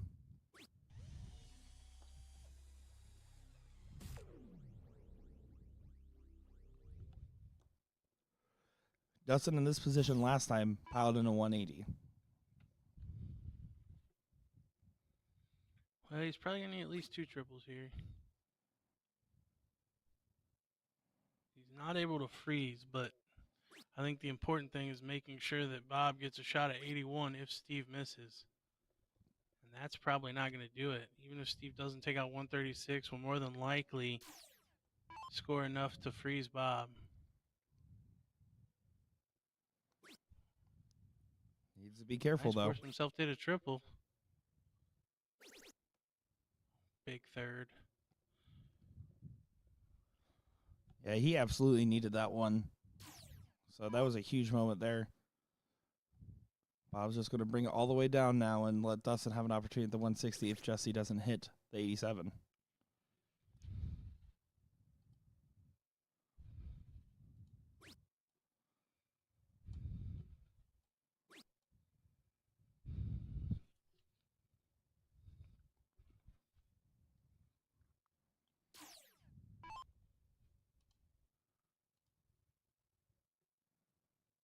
$87 now. 20 to get the guaranteed dart. Bullseye. Doesn't go.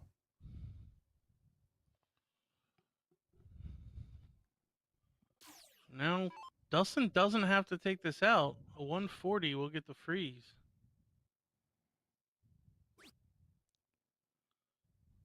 Oh, that's awkward. And it won't happen either. Oh, and it's going to be a freeze over again. So no pressure on Steve here.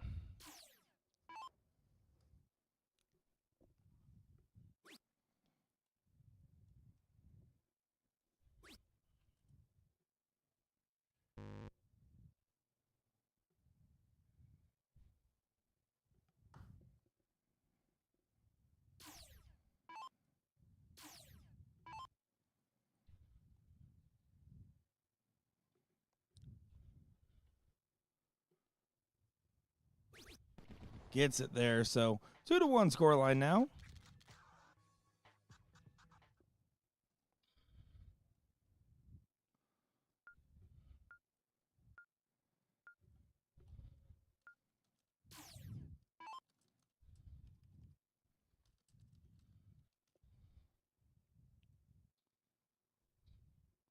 Dustin Holt definitely will want to pick it up in this one. Far off his normal form.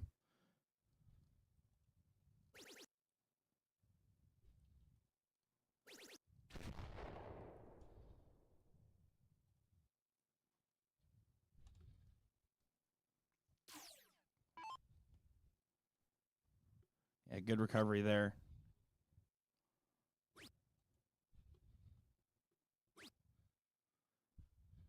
What Adam Savada asking what the zip code is out of here. That's a great question.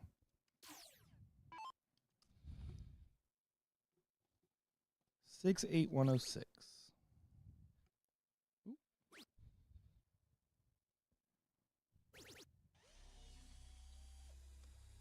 Bob firing a 140.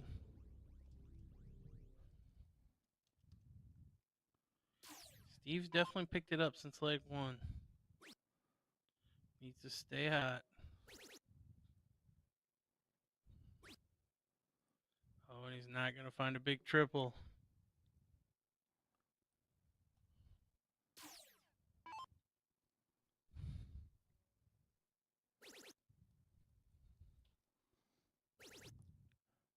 Dustin's timing right now.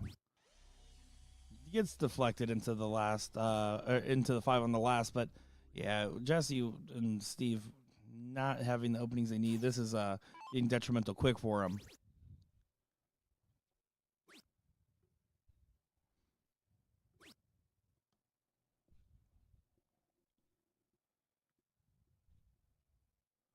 Paul, I appreciate that. Thank you, Paul Rogers.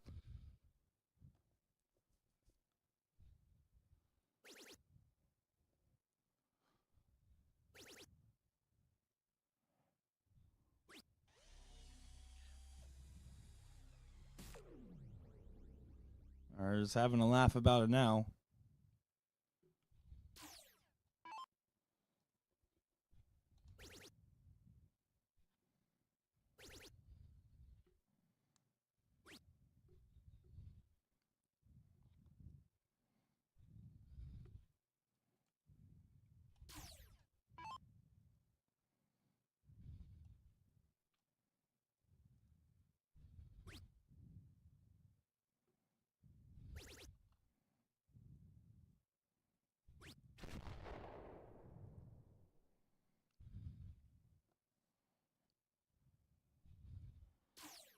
Yeah, Holt leaving on 142. So first one on a finish. Not a bad one by any means.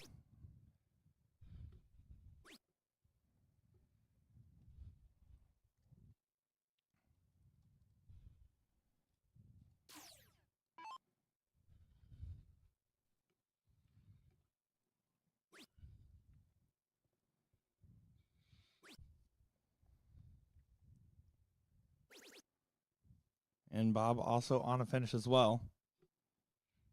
Nope. Not on a finish as well. Just kidding. Heard the triple noise, didn't look at the number. Rookie mistake. But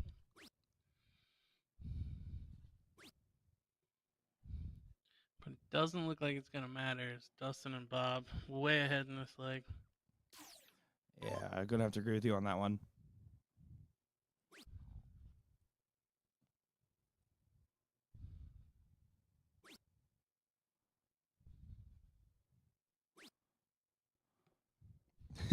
Big old thumbs up there.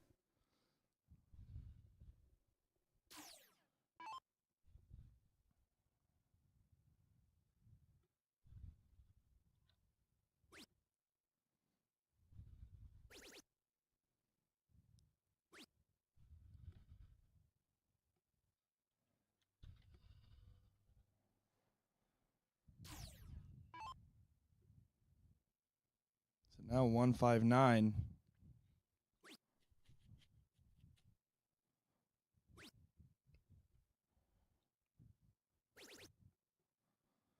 Trips 19 in the last 62. Good setup there. Plenty of darts left and pretty much all but locked in to make it to the finals, assuming they hit to that coveted winning double.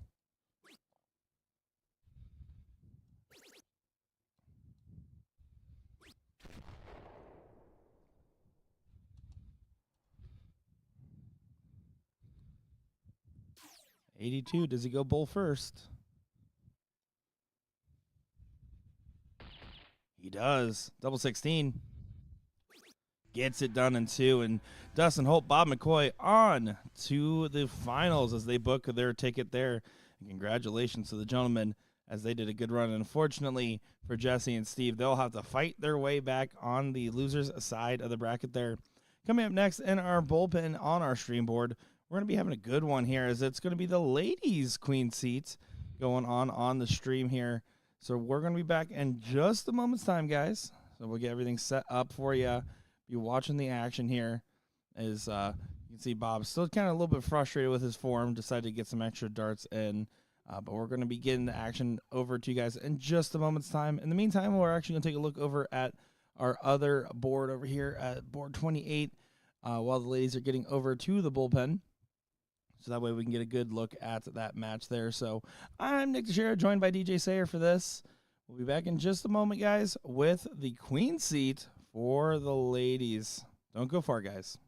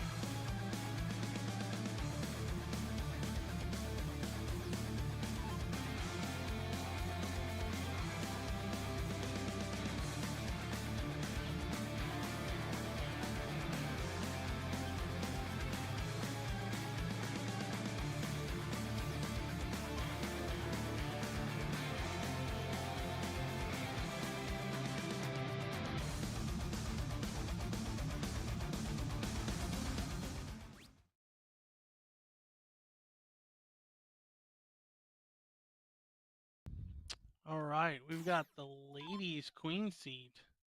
We already saw Christina and Jess take out what would have thought is one of the favorites in Abby and Ariel. Well, I guess not taking them out, but sending them to the losers. And then we've got Becca and Corey. Christina, you'd have to say was pretty on form in that last one.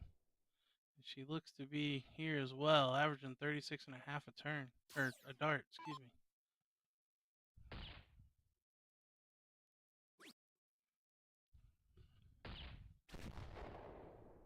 Becca finding a couple of them.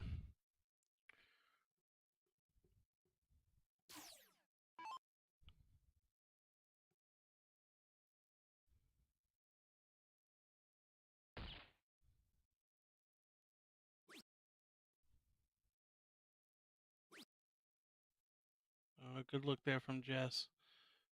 Does get a little lucky with a couple of the misses, still finding the 20, so 90 scored.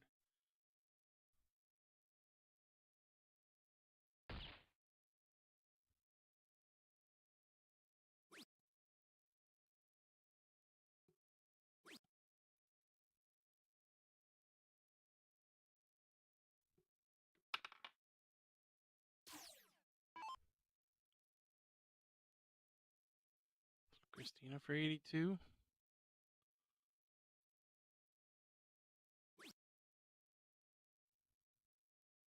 Back to the bull to leave 18.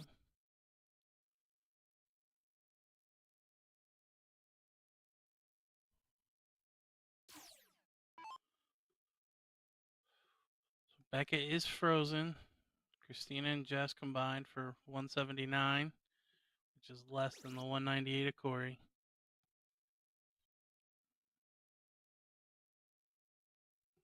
Becca trying to decide how she wants to bring it down.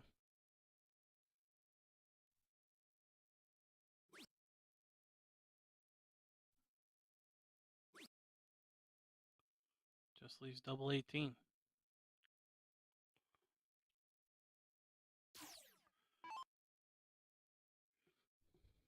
So Jess looking at 127.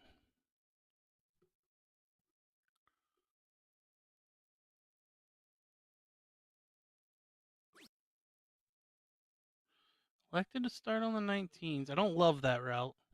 It still does leave a finish, obviously. 108, you can still go 2 triples. But I think I would have rather to start on the bull. And then goes at the bull with 108 left. She's got time here.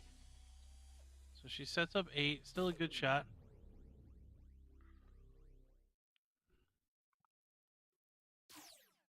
Corey really needs to put in a big shot. Probably hat trick, not even enough, if we're honest.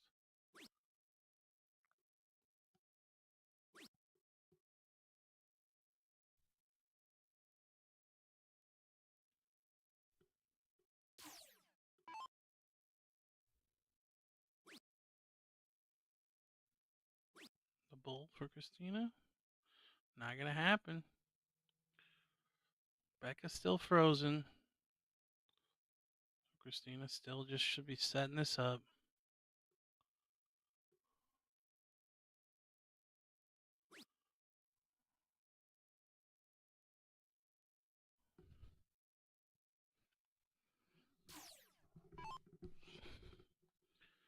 So Becca gets to clean up the 36, even better.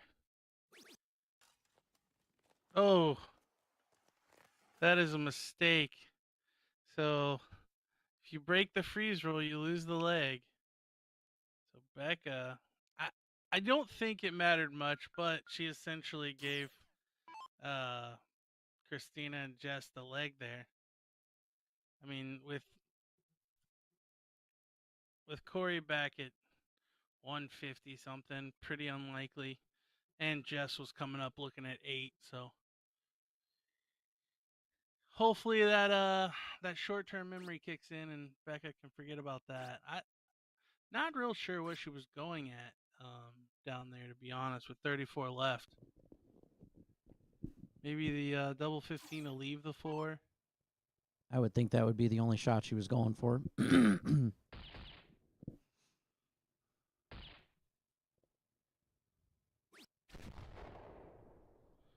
that LJ joining me on the mic? It is. What's going on there, tournament director? I got to step in for a minute, so I figured I'd attempt to dust off my commentary hat and try it again. Gotcha. It's like getting the old band back together. That's right.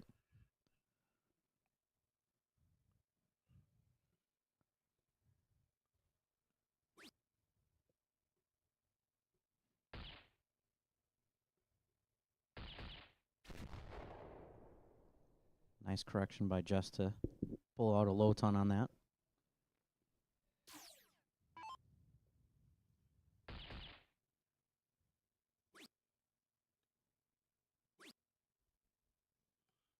Becca not able to find two. So Christina now has stolen the darts. Essentially going first from 194.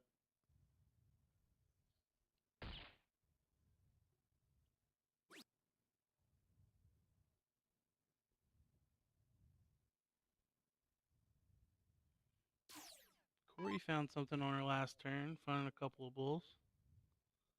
See if she can keep the train moving. I was to say, I think I'd like to see Corey try to turn her wrist before she starts. She's kind of holds the dart sideways, it seems, and her throws aren't missing by much, but that extra movement going from a sideways release, you can definitely see the dart coming in sideways on the camera shot before it turns and hits the board.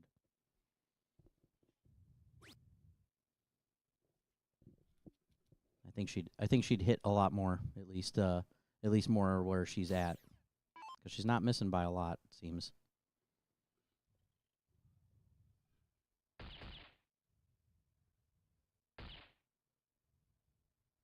Becca looking to fill There it we up. go. She does. Ooh, little two-step. Yeah.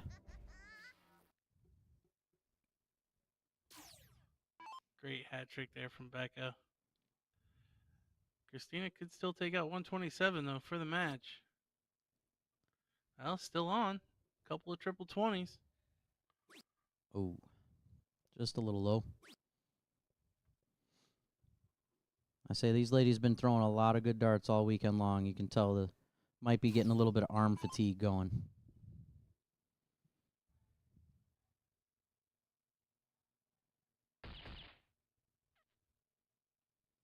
One needs another one.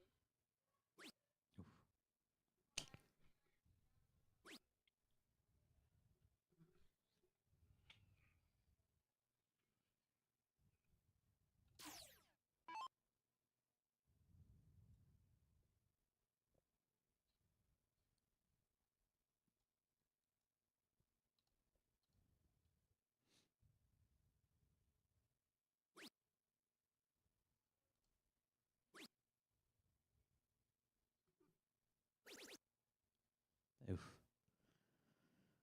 I think I would have rather see her slide over to the left or right a little bit and try to get that bull with the last dart instead of going down for that trip 19.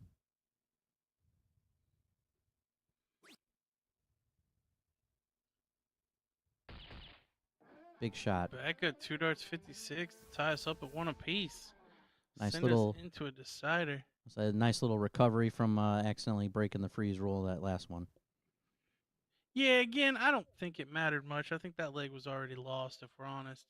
I do think it had a little bit of a carryover effect to start the last leg for Becca, as she wasn't able to find a bull in her first shot, but recovered after that and ended up taking out the leg. Yeah, absolutely. We got It a was good to tie? see her come back. Yeah, I think so. Let's see.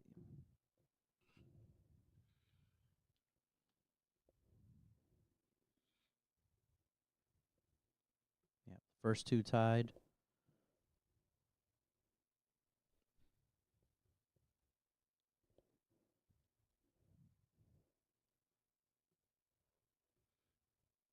So it looks like Becca did win the cork. So Becca and Corey to lead us out.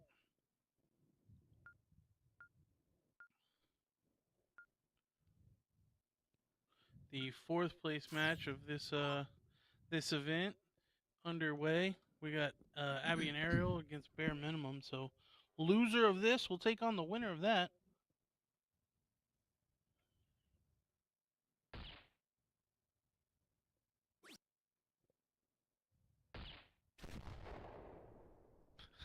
I love Becca's little jump thing yeah. that she does.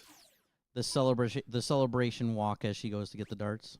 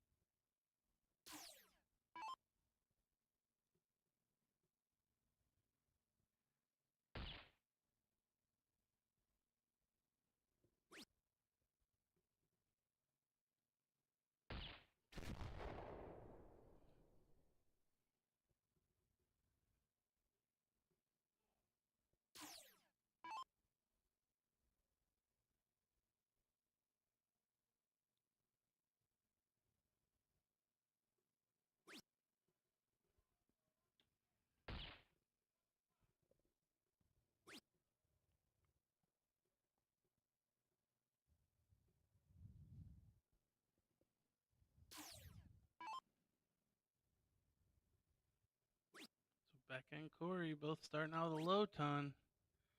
Going first in this leg. Oh, Becca thought she had it.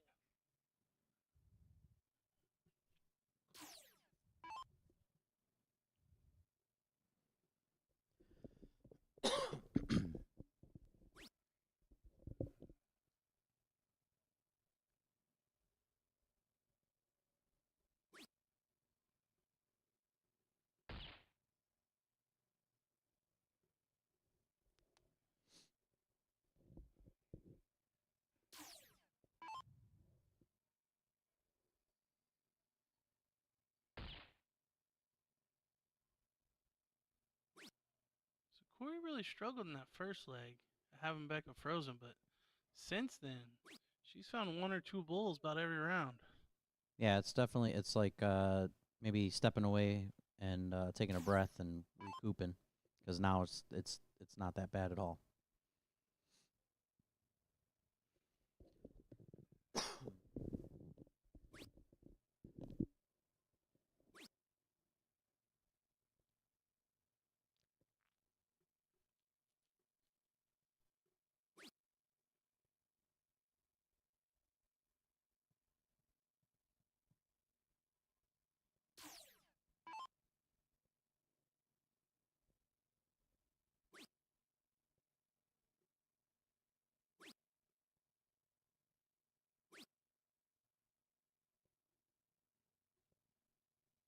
So opportunity for Christina.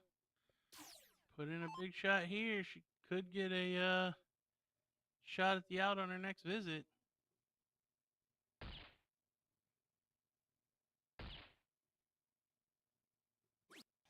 Ooh, just missing the hat trick.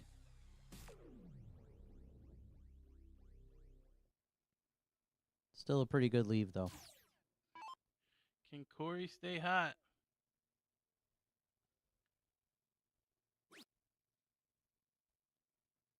Still on. He's a bull on a triple 20. Triple 20 for the win. Oh, was that 3 holes shy of it? Looks like it. It was a very good look at it, though. But leaves the double 20. Just back at 194. Really needs to find something big here.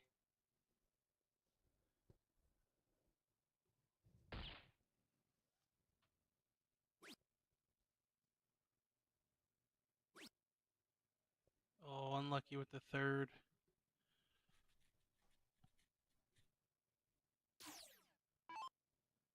Becca just needs to score at least 40 points to make sure that Christina's frozen.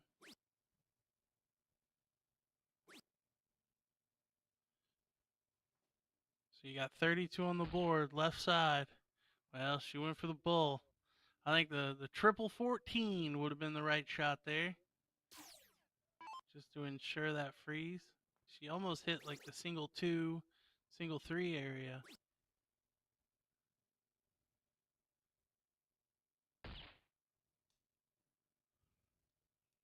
Corey for 40.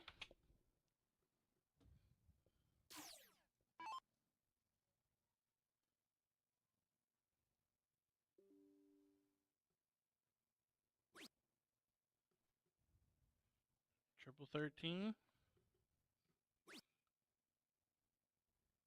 Well, not able to take it out now. So can Jess pull the Hucklebuck? 123 for the steal.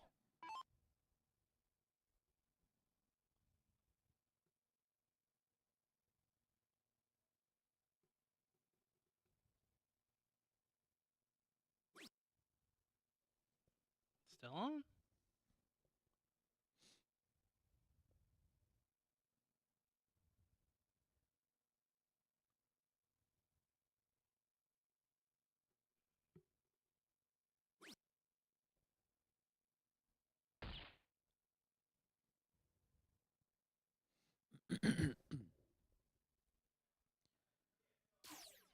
Becca now for 40. He's 220s. She too low into the one. Oh. So Becca and Corey, a little bit of finish line itis here. They've got Christina frozen no matter what. Even if Becca were to bust, the freeze is still on. But still, want to try to get low. Say at minimum a single 19 to leave 16. Okay, 15 leave 20. Probably at this point with the lower shots, probably a safer shot.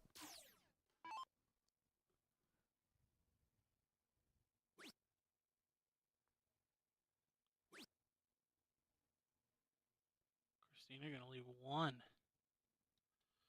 So Corey back for 15 to take the queen seat. Now 13. Got it. There it is. Nicely So done. Becca and Corey seal the queen seat. The loser takes 4th place match, tied up at 1 apiece. In the meantime, we're going to jump back to the pro, where we have the 3rd place match. We got Oops taking on Mammoth Custom Apparel. So while they get to the bullpen, LJ, how's things been going there in Omaha? Been pretty good. I think overall we've as a team we've been doing really well keeping it rolling. I think everybody's been having a good time. I haven't really heard anything to the contrary on that, so that's always a good thing. Nice. Yeah. I know it seems like the events have been running very well. Yeah, I've been trying to make sure that we, close down any on-site registration about 30 minutes prior to the start of the event. So this way we had enough time to make sure that anybody that maybe got in the room late that did online and hasn't checked in, I like to make sure that everybody's in the bracket before we start it. So I give ourselves a little bit of more cushion, as you'll say, for getting things started. So it's been working out really well for us this weekend. Getting a peek at the 4th place match here in the ladies, and it looks like Team Bare Minimum does get through. So they will take on Last Minute in the 3rd place match. Where's Kenny? He's hiding. He's probably playing the jukebox. Yeah, anytime anything from Wizard of Oz pops on, we know Kenny did it. Or the booty song. That's a good question. I don't know if I heard it yet this weekend. What? Or maybe I was out of the room, possibly. I bet you've heard it 82 times and you just zone it out at this point. There's a good possibility of that too. I'm getting pretty good at the staring blankly into space and not hearing anything. So who we got on Mammoth Custom Apparel? Let me pull that up because I do not remember seeing them yet today. So that is Jordan Meyer and John Edwards. Okay.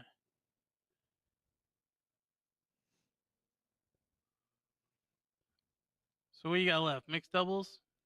Yep, we're set to get that started promptly at 2 p.m. And I think as of right now, I think, almost a 32 bracket full. Very nice. This wraps up the regional tour. Next stop will be Chicago. So if you're interested in playing in a BullShooter event this year, your next opportunity would be the finals, Memorial Day weekend. Yep. If you check out bullshooter.com, go to the tournaments tab, all that information is in there. Yep, and I've been working on trying to essentially enhance the website to make it a little easier to find things. So if you just click on tournaments, it'll give you the buttons at the top of that page now to take you into the regionals or the finals. Probably in the next week or two, I should have online registration up and running on the website. That's the goal. Just trying to finalize things, make sure times and everything is, finalized before putting that up for people to sign up.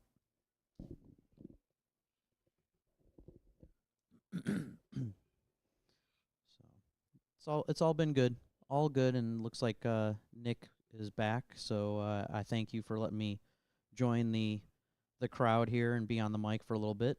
And I'm gonna head back and Absolutely. I'm gonna go make sure everybody's playing their matches in the room. So All right, buddy. Thanks for sitting in. right. Appreciate you. Yeah, thank you. Have a good one, guys.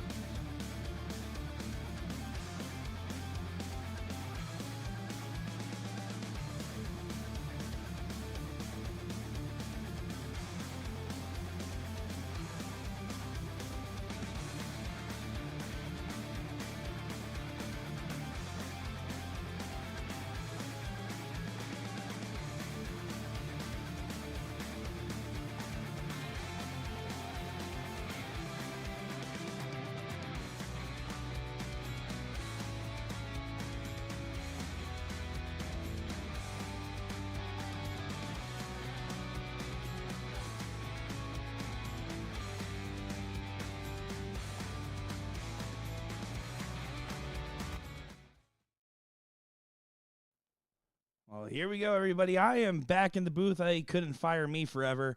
Excited to continue our coverage here of this pro doubles bracket here, as we got Mammoth Custom Apparel versus Oops going at it on the dartboard here. Mammoth Custom Apparel going pretty much on a tear here since hitting the losers bracket, beating up some pretty strong teams to get to this point. So excited to see if they're able to continue that run.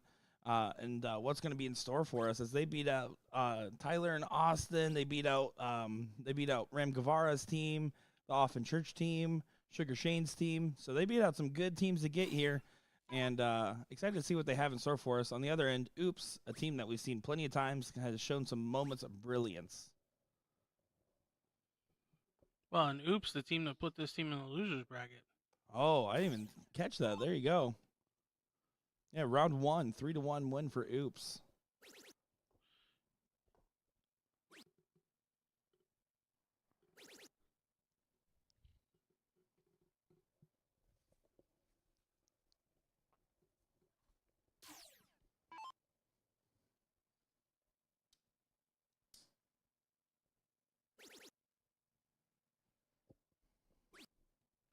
John going for the 19s.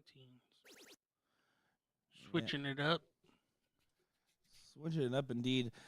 John Edwards has only made one appearance on the stream, I believe, maybe Friday. We haven't seen him much other than that. And Jordan Meyer has actually not made an appearance on the stream yet until today. I will say, did play some darts with and against Jordan Meyer last night. And, man, let me tell you, they call him the laughing assassin because he gets you laughing, and he is laughing. I had to remind him towards the end of the night when we were watching Trips that his laugh was louder than the rest of the dart hall watching the finals. But with love and respect, he is always one having a good time.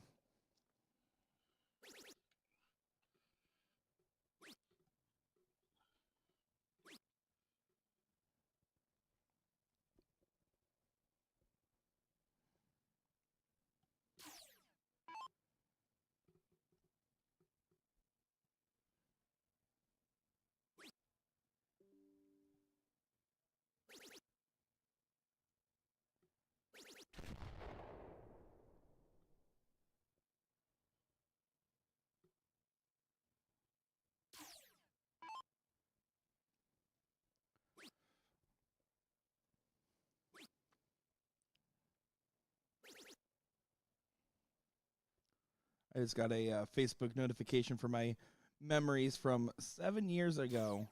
Or no, yeah, it was, sorry. Yeah, 7 years ago, I believe, where I was playing in the tournament and I had the most unsurprising loss of my career, where I was playing with myself and another local against Leonard Gates and Danny Baggish. Love seeing all these different dart tournament memories come up, and that's one of these things with a lot of these players at these regionals. They love sharing the pictures and having the memories because, you know, every time you see one, it reminds you of a particular match or story, something you haven't thought about since the year prior. It's really cool to have these moments of memories made for these players as well here.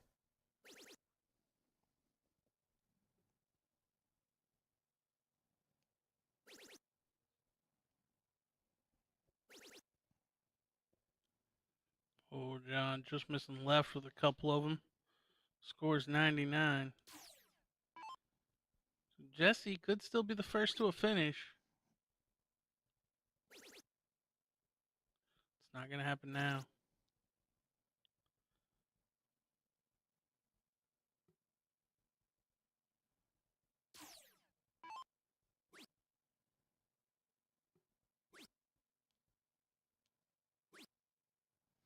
But Jordan is the first to finish, although a big finish at that. Not going to be super happy with it. You wanted to leave something a little bit better than that, but we'll still get the job done in this scenario. Steve Henning's going to tail right behind.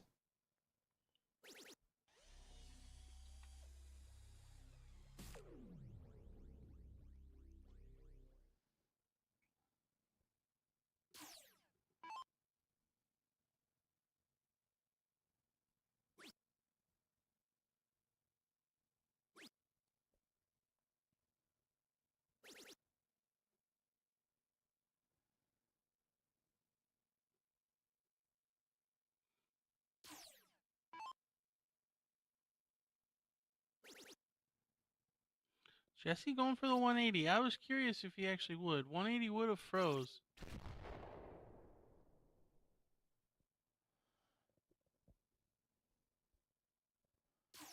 170 feel like has to go.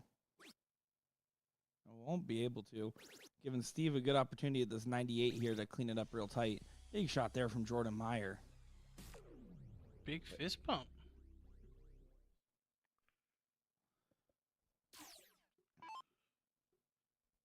Yeah, I only say that with the 180 from Jesse because we've seen him start on the 19s a couple of times. But yeah, in his last turn, doing the math correctly. Yeah, good board awareness there. Absolutely true.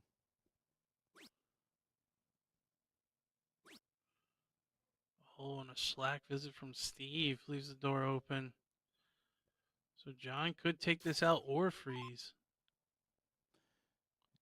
Yeah, that's going to be a huge misstep there, and it could potentially cost a lot.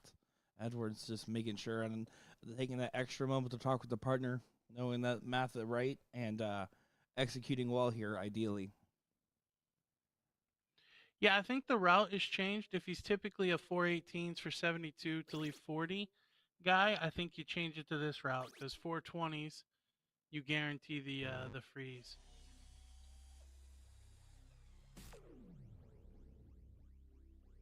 So he doesn't take it out, but does get the freeze.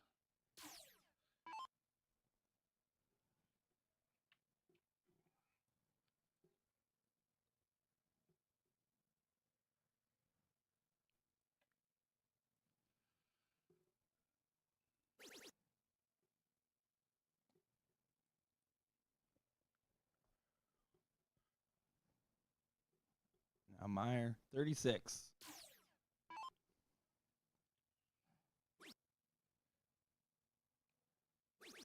And gets it done there. So getting that first leg under the belt for Mammoth Custom Apparel.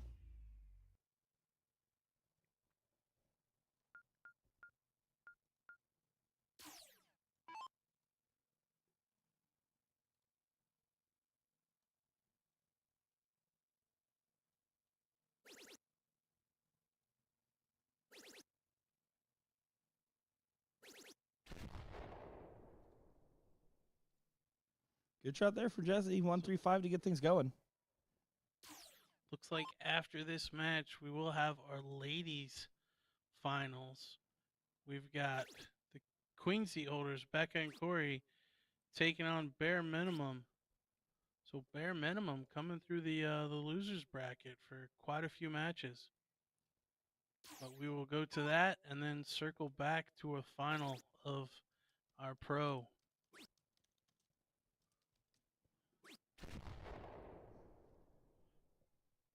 Yeah, I love the sound of that.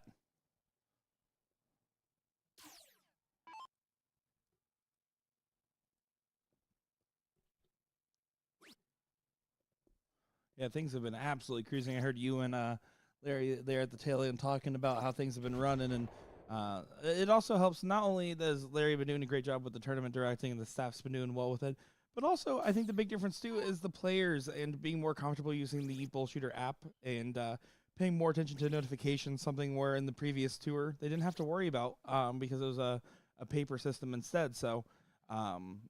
This making a big difference in the players showing that, hey, you know what, we're getting used to it and it'll make everything run a little bit better. So love to see that on both fronts. Yeah, I would agree. I think the players is the biggest hindrance in why tournaments start to run behind.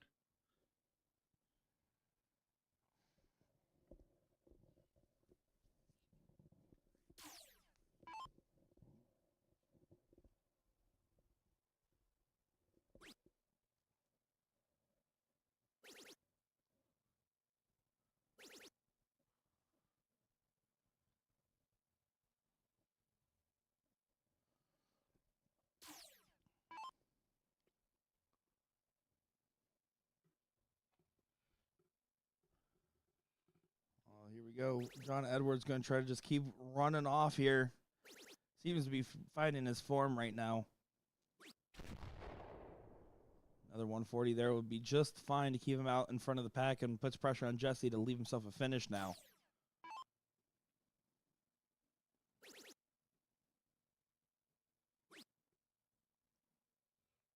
He really needs to find a triple. Does switch down to the 19s.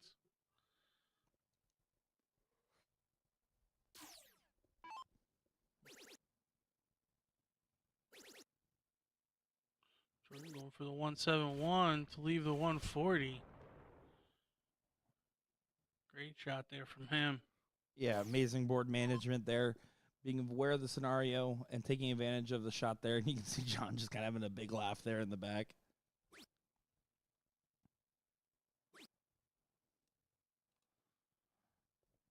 So, with no outs set up on Team Oops, John here, if he leaves himself an out, will make sure that they basically get 6 starts before anybody else gets a swing.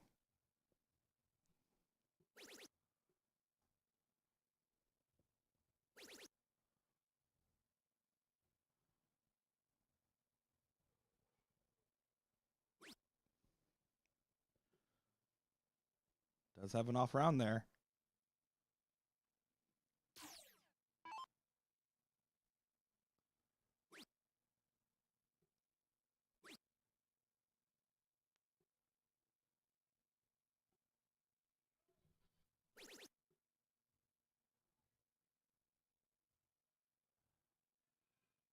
So Jordan threw the 171 to leave the 140. Not even going to go for the 140, the typical route. Went to leave 26? Yeah, I don't know about that one. I understand feeling the 19s, but Jordan will tell you he's always one to use unconventional strategy or sometimes lack thereof.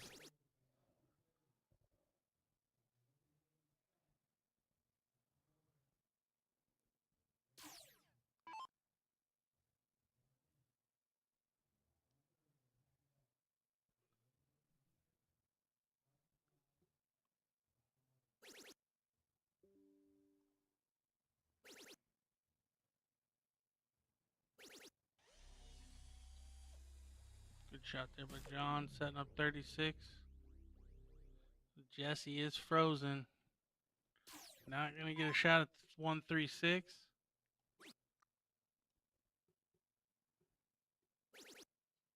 Oh, and that's an unfortunate second dart there.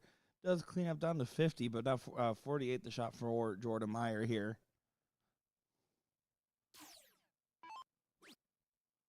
Double 16 for a 2 straight lead.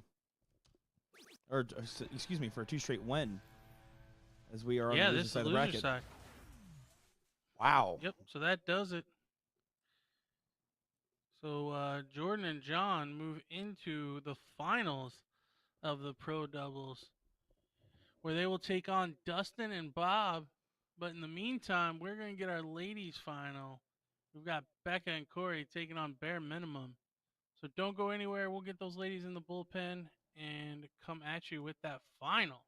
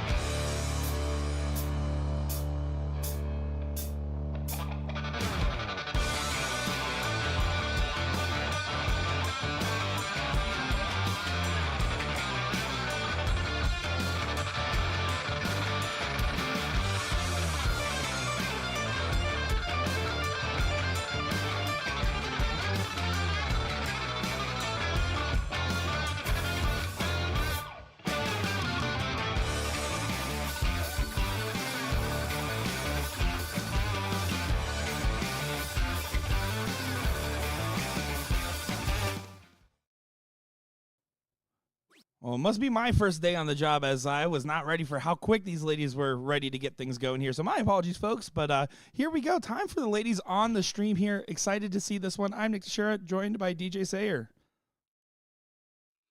Yeah, the ladies are quick on it. I was yelling at you, and it didn't do any good. Yeah, unfortunately, I was going over there, and the other problem is with the sidebars of a lot of people saying goodbye, and I'm getting a little distracted there saying goodbye to everybody because it's the last stop of the tour, and a lot of people are starting to hit the way home if they're not playing in the mixed event tonight. So my bad there, everybody. But hey, we're ready to watch these ladies play. This is going to be a good one here. It's going to be Becca and Corey against Bare Minimum as your team. Bare Minimum being Donna and Elizabeth.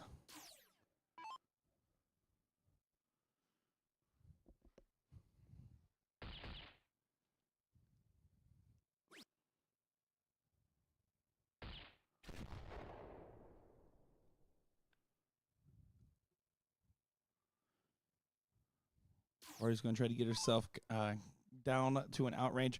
Becca is on one at the 177 because this is open out. But wants to make sure she gets herself in a line here. Last start was huge. Finding it. Got some people cheering in chat for these ladies. Let us know which ones you're cheering for, which teams you got, and who you got in this one. I see Meredith McGee in there, the prom queen of darts, saying Elizabeth and Donna. Let us know who you're cheering for, guys.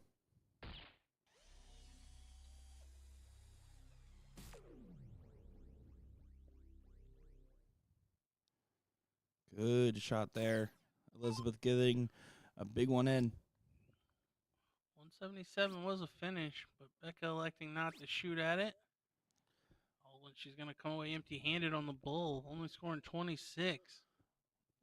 Yeah, on paper, I don't mind ignoring the 177 in a fat bull freeze format, but that's only if you're capitalizing on the points you elected to go for. So unfortunate go there.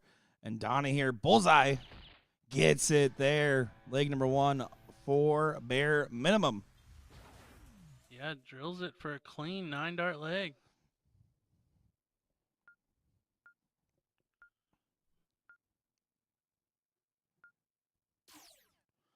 On the leg number two in the blink of an eye, Becca to start things off.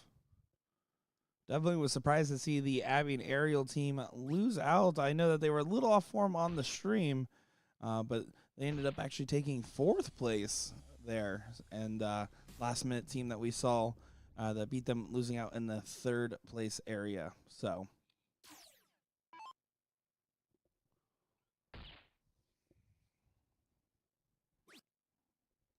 Tell you what, I don't think I've ever seen Donna throw, but based on the last leg and the first start there, she looks like a force. absolutely. Yeah, I think that's probably one of the, I keep saying this is one of my favorite parts of the tour, blah, blah, blah, but that's just because there's so many good things about being on this tour that I've absolutely adored since being a part of the team. But watching the different ladies, especially a lot of ladies that I'm not nearly as familiar with, and there's some real sleepers state by state, and I've been thoroughly impressed with a lot of the different talent that we've been seeing on the women's side, more so than the men's. Yeah, it's always been kind of one of my favorite parts of this is just finding out those unknowns. Like they're well known in their area and to a lot of circles, but there always seems to be at least one player every weekend where I had no clue. And then Ryan Anderson letting us know that she used to be Team USA, so there you go. So yeah, definitely a force to be reckoned with. Yeah, it's just a smooth stroke. I mean, not a lot of movement, solid follow through. I am not surprised.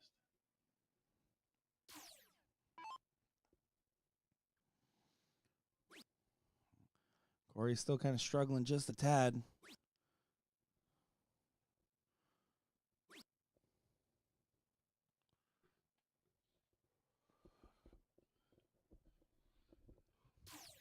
So Elizabeth just going to kind of try to get herself catched up with Corey here, knowing that Becca would get the first swing at and out.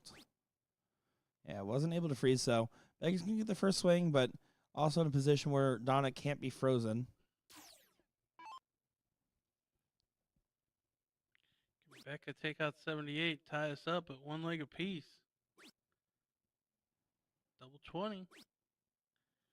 Oh, dropped it low and left. Well, we saw 114. Essentially the exact same shot, a 117 here for Donna.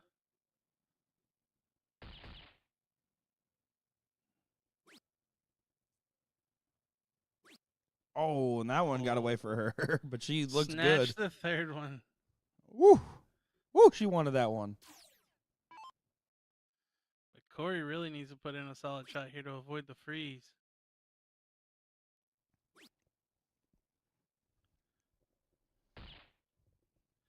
Good find. That'll force Elizabeth to have to hit 2 bulls or at least some big score with 1.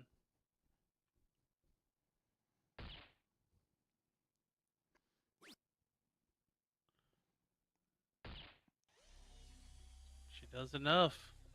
Yeah, that's great timing there for Elizabeth. Becca is frozen. We've seen Becca take a leg out when she was frozen. She doesn't care. No, I'm kidding. It was by accident.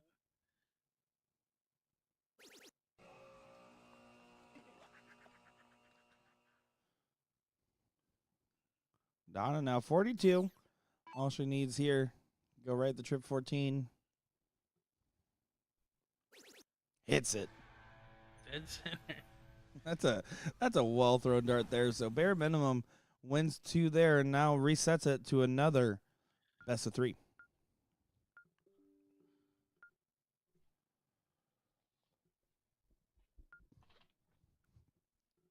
So they're gonna reset up here real quick, get re-logged in. So they're just going to do that in a quick moment's time. And then afterwards, it's going to be that men's pro doubles final. McCoy and Holt versus Mammoth Custom Apparel. I will say when I was going out here to get the ladies going, Jordan Meyer comes up to me. He's like, I wonder what you all said about that 171. I said, we said it was good, but then we questioned why you tried to leave yourself 26 after.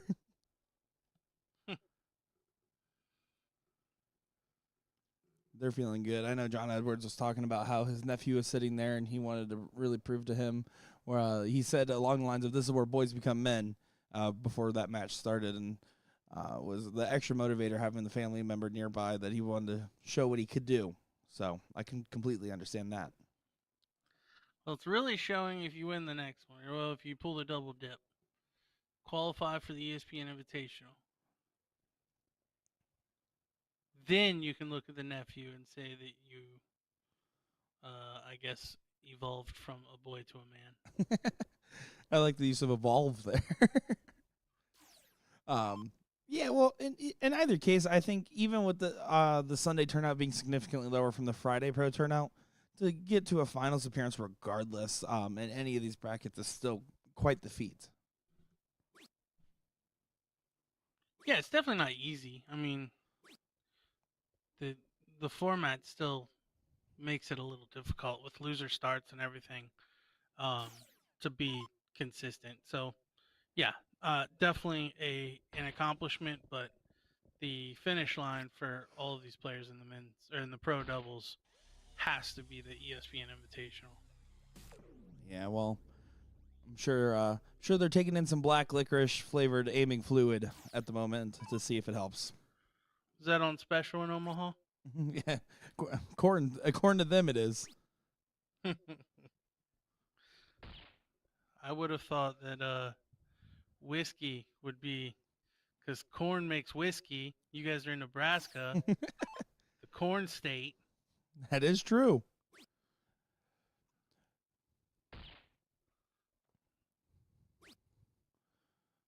Solid opening for bare minimum. Elizabeth just kind of keeping her score line with Corey, but Donna out in front once again.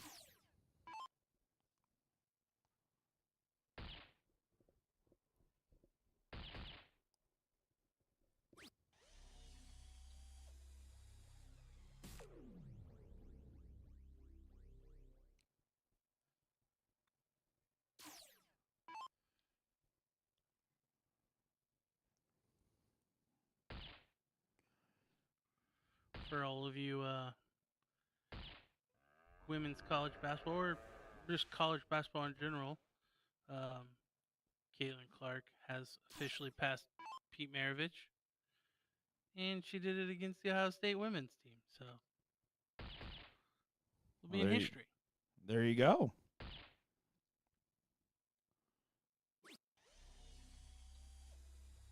Good round there for Corey.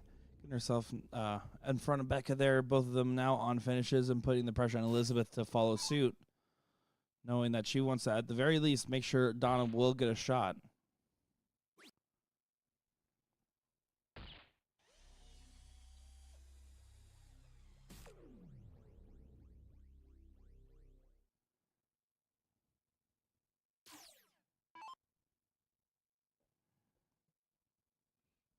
Becca want to take a shot at this.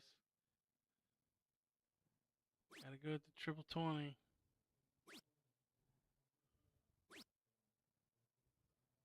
Oh, and very unlucky with her misses as well. So only scoring 11 points. Here comes Donna to take a 1-0 lead in the deciding set.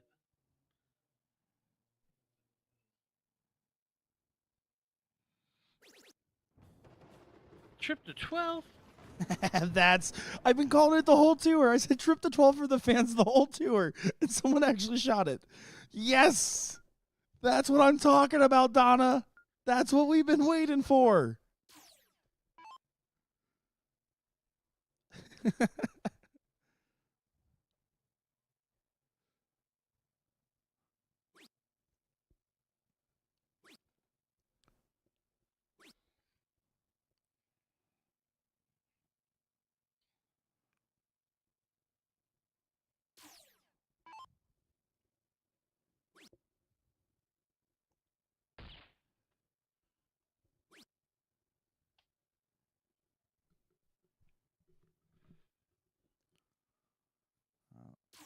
A little bit of a lax opening by Donna Sanders, considering two bulls around has been pretty much every time for her.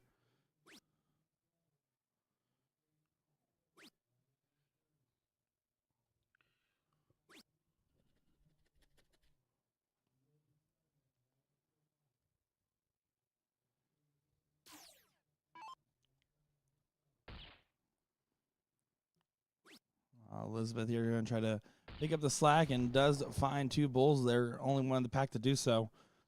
She's been pretty much relegated to the support role because of how well Donna's been throwing, but hasn't been far off the marker margins by any means. Yeah, I'll play second fiddle to Donna. Let her stroke 114 outs and all that business. Triple 12s on 36.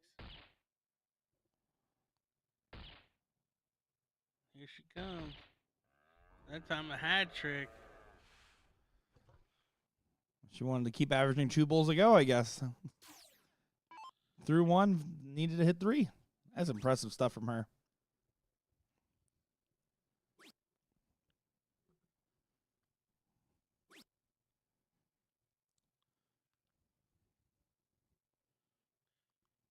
Yeah, and unfortunately for Becca and Corey, it's looking like we may have a four-leg double dip.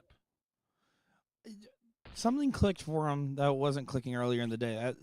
Watching this bare minimum team, I'm absolutely surprised that they weren't even in the semis side. Losing outs to last minute earlier on in the top 8 section. So yeah, definitely surprised by that area of exit, but something clicked back and seems to be working better than ever.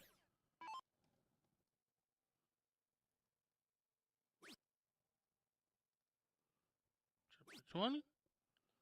No, she even goes 10 for bull, and it works. So Donna Gajan, impressive display. Another 9-dart leg. Her and partner, it went away. Elizabeth. Fast for me. Elizabeth, thank you. Do take the title. So commiserations to our runners-up, Corey and Becca. And we will now move into our pro men's doubles 501, where we will decide. Well, I guess it's. Did we confirm? Is it either Maloney and Savada or the actual people that are in the match? Yeah, we're gonna go confirm that actually with the desk. That's a great reminder. So I'm gonna double check that with the desk. But I do believe just because of how it works, it would follow the singles simply just because there's more instances where one person's qualified, not both. And it wouldn't be fair to give it to only one person of the team. So we'll see how that's decided. We're gonna double check with the staff. Make sure we get you guys the correct information. The gentlemen are not wasting any time here. You can see Dustin Holtz already there warming up at the board. So we're going to go ahead and get that dialed in, figure it out real quick, and get set up for this pro finals here. Nick Teixeira and DJ Sayer be back in just a moment's time.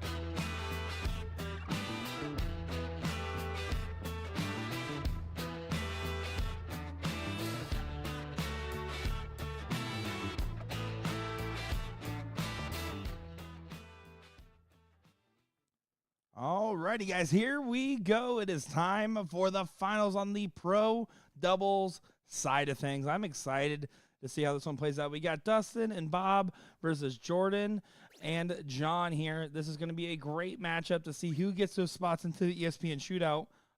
In this case, there's a lot on the line for that. And on the other end, let's also just say these guys want to have a good match and a good showing here. I'm excited for this one.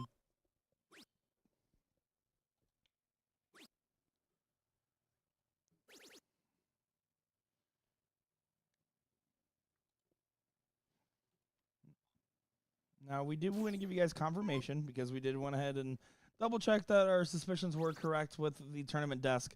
But the spots for the shootout, if Jordan and John win, well, then they're in. No math necessary, as Dustin and Bob are both already qualified. Vice versa, if Dustin and Bob win, Mike Maloney and Adam Savada will get in. So a lot riding on this one. A lot of players have their eyes on it. And I'm excited to see how this one plays out. Someone tag those players, Adam and Mike. I'm sure they're going to be wanting to watch this one. Well, I have a feeling if Dustin and Bob get double dipped, they're going to get a lot of flack from Mike and Adam. Most namely Mike. That's also probably true.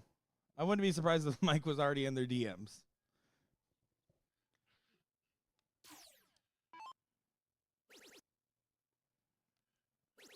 Jordan staying hot in the 19s again.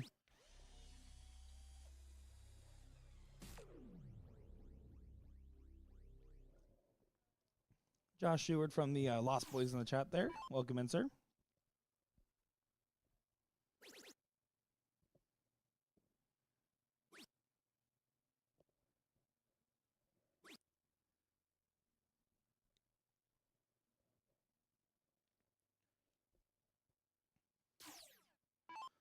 Yeah, what will be most interesting about this is that we actually, from McCoy and Holt, we did not see their best performance in the King seat. The match before it in the top four is really where they showed their stuff.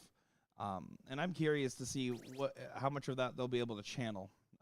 Because on the other end, I mean, well, Jordan and John, their timing was just impeccable in that last match, and that's really how they played it. They just played well with setting themselves up and hitting the opportunities, but they haven't shown the same level of firepower. So that's what's going to be coming down to here. Well, I know Dustin was on the board pretty much the entire time that the other matches were playing. So I will not be surprised to see Dustin back on form here.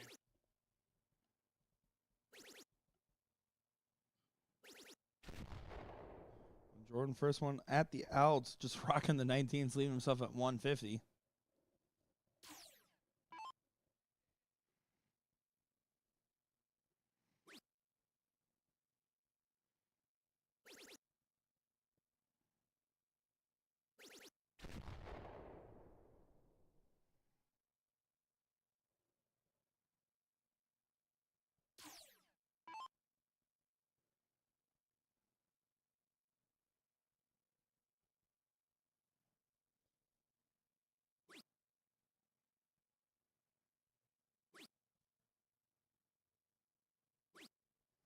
Oh, that's going to be an opening there because John just did not get enough.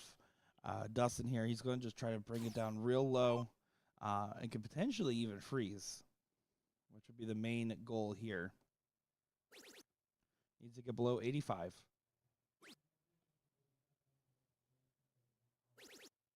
And did not. So Jordan, 150 will have to go.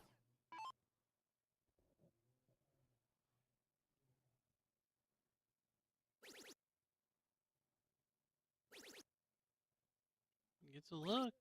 Oh, and he hits it. Big shot there from Jordan. And he gives the business too. He's actually done it at like every turn, but I have a feeling that one was a little bigger. I mean, he should be getting fired up because that was a must hit of 150 out. I mean, that's a huge moment and punish Dustin. And it looks like his memory is not too short at the moment as it's carrying over into this. Now, Dustin Dustin has evolved quite a bit from when he first started coming on the scene, or at least when I first saw him, till now. Where I mean, in the beginning, one like Dustin would be throwing amazing, have one bad turn, and then just blow up and not be able to get out of his own head. And I mean, honestly, he's not that anymore. But I do feel that a little bit of that may still reside with him. That if Jordan giving it big right after he missed to freeze, it could snowball into Dustin getting a little frustrated. But I honestly don't see that happening.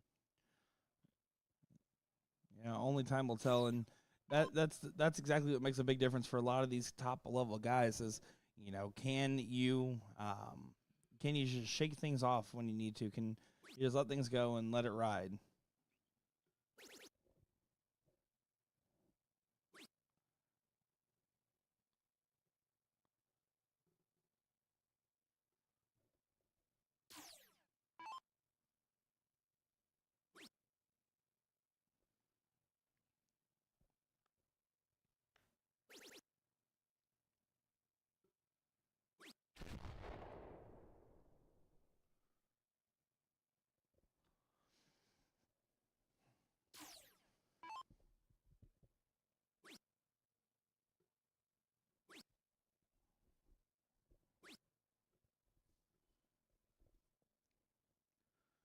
A little bit of a lax run there from Jordan, kind of easing the pressure off just a little bit here.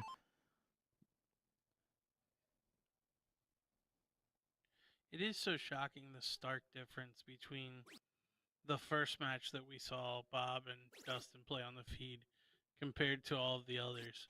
And you said that you had talked to Dustin, and he said like the ones prior to were not pretty. So to have just that one outlier when they first played on the stream and it be so good compared to all the rest of them, like what clicked in that one? And that kind of like eats at your mind a little bit. You're like, how could we do it there? We know it's here. Why isn't it here now? It can be either motivating because you know it's possible, or demotivating because you can't find the same rhythm that you were just in. Yeah, it was certainly amazing, that matchup earlier. That top four matchup was probably the single-handedly best team effort I think we've seen in that dismantling of Tyler and Devin. Well, and it's a lot easier to accept that it's just not your day than it is to, oh yeah, we figured it out, and then it goes away again. Yeah, I couldn't agree more. Because it's not like Dustin or Bob are feeling the pressure of like the match or the finals or anything like that. They are seasoned veterans that have already qualified, right? For them, this is truly just getting trophy and extra money in the pocket. And so that it purely just comes down to just trying to dial in the form and getting comfortable.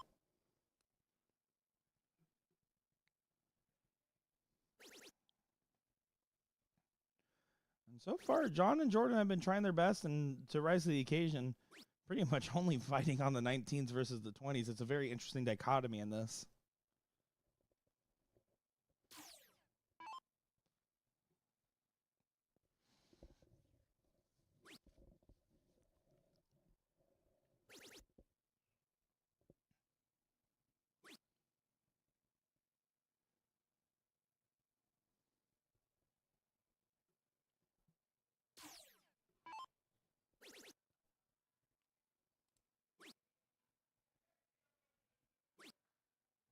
Oh, but that's a big miss there for Jordan and John. Neither of them going to be on finishes, and with Bob here, more than likely going to have both him and Dustin on finishes.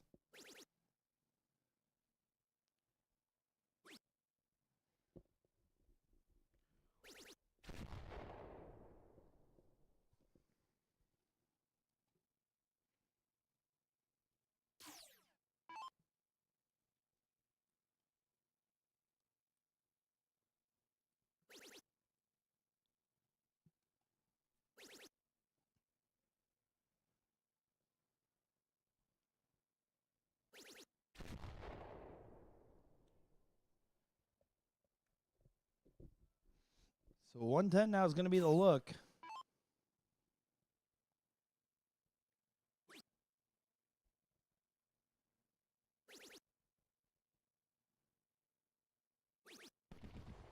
Gets it there. So 1 apiece so far. Remember, it's going to be that race to 3 best of 5 format for this matchup here.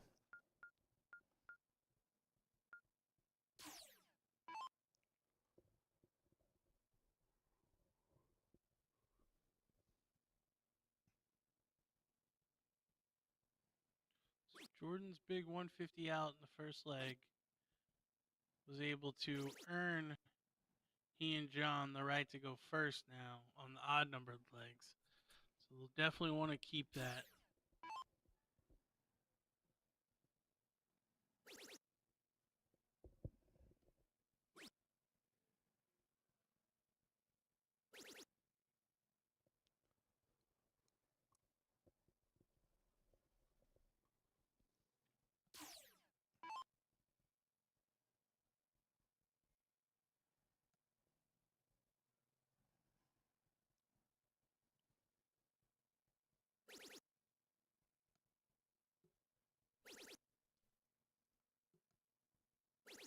John Edwards finding the 171 there. Starting off strong.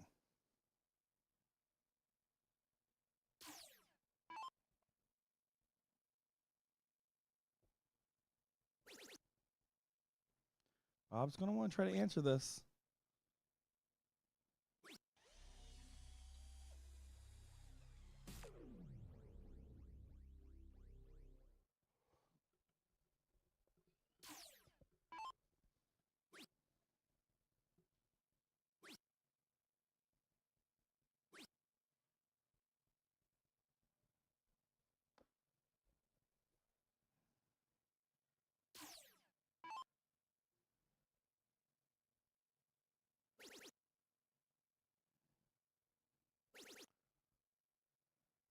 Some of these darts are just going just barely left for Dustin. He's having a lot of darts into the trip 5 in particular. Especially after that first dart just being in such a good spot for him to take advantage of, nice and low on the bed. He's definitely pulling it just a tad.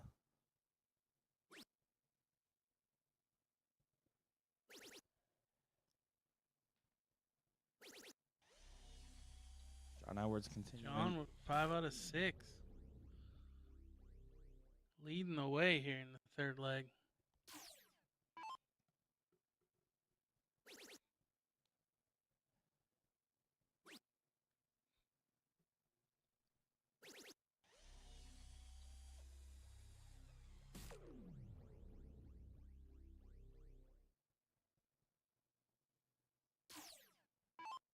Jordan's just going to try to make sure John will get the shot right now and just keep ahead of as much as he can. That's a good last start recovery. Can get out of hand quickly.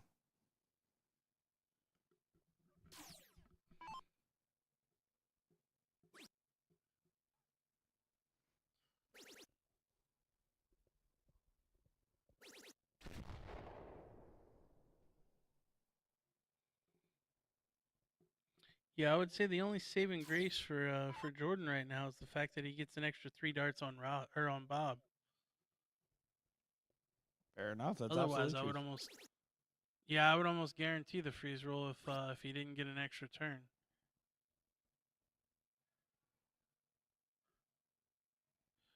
John got a little robbed there. I think the dart bounced out and the flight caught the 17.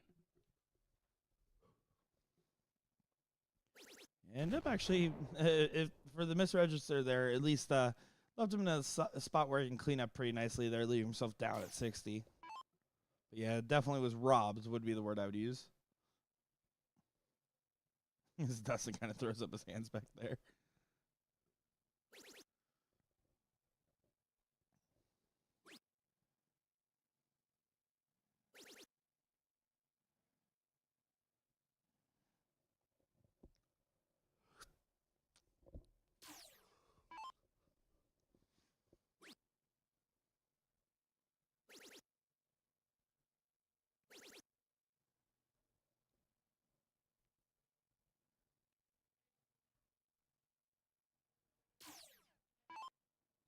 Holt's going to want to hit a big one here. Wants to get himself not only set up, but bring the score down and give an opportunity for the freeze to come into play potentially, but that's only after surviving a shot from John on 60.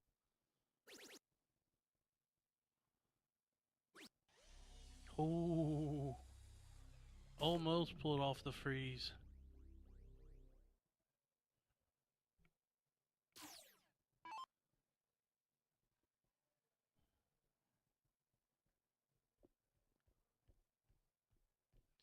John playing so well. Surely the 60 gonna go away.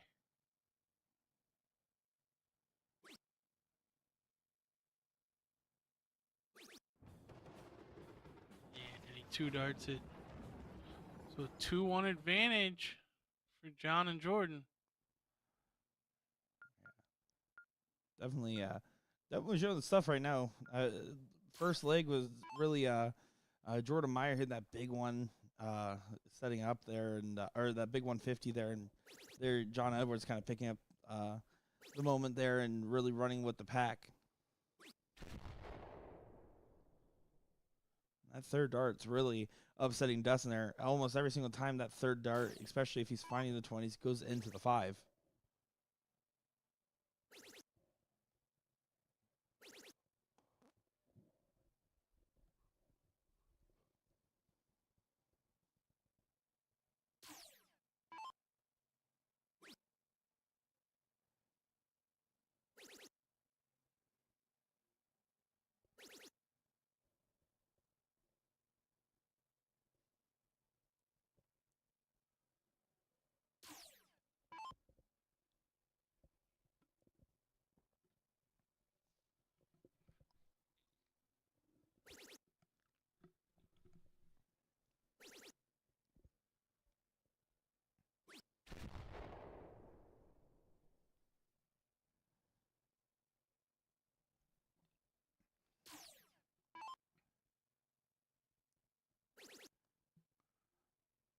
Dustin's starting to heat up a lot more.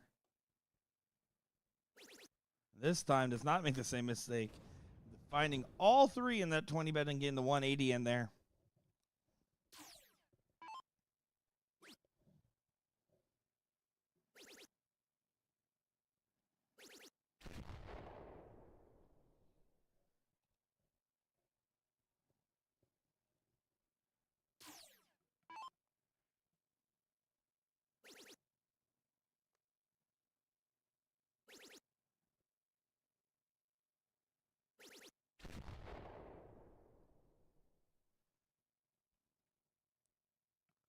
One 3-5 there from Bob.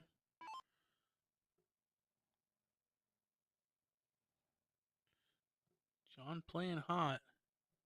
If he can keep the pressure on here, you never know. Wanted to put on a little more pressure in that, but you're absolutely right. Yeah, Dustin 6 from 196. You got to feel he's going to go out.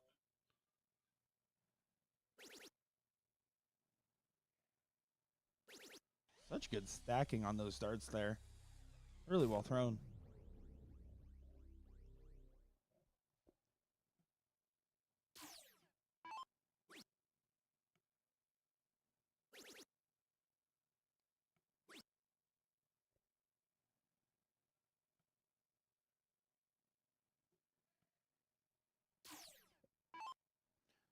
Bob's just going to keep playing the support role on this leg.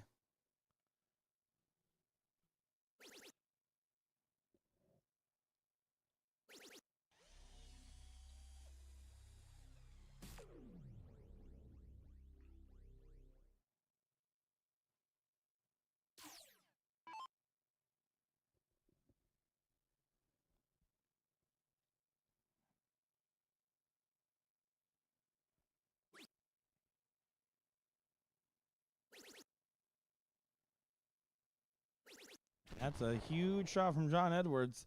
Give himself a finish on the chance it comes around that way. I mean, it does give yourself an opportunity potentially. But let's see if Dustin Holt's going to deprive him of that double top.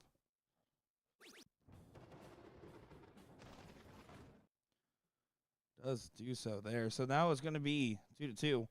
We're going to be moving on to our diddle. to see who gets a start.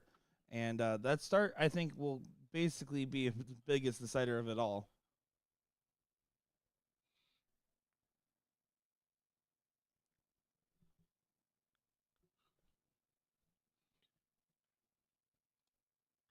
Following this this match, we will have the final of the men's doubles 501.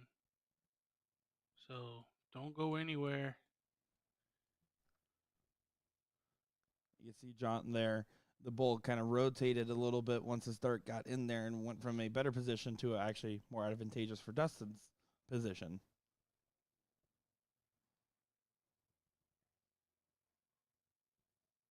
And takes advantage. Shoots that well, so Dustin Holt will be getting the start here for his team. And it's going to be a tough one for Mammoth Custom Apparel, but they've shown that they absolutely have the stuff right now to get the job done. We'll see what it comes down to here. Excited to see it. It all comes down to starting off strong. Dustin Holt to show first.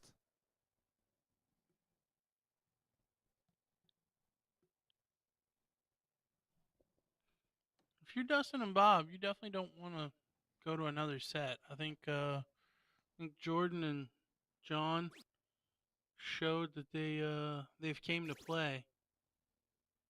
You lose that first when the pressure starts mounting, and they gain confidence even more so than they already have.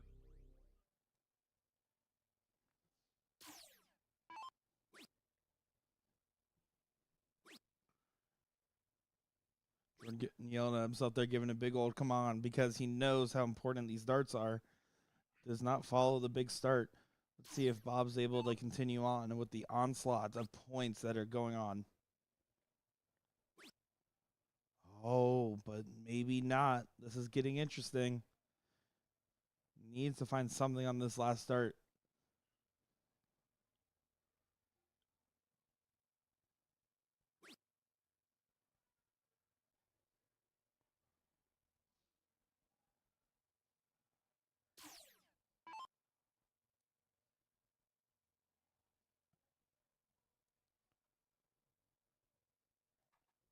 Yeah, 11's just not going to do for Bob.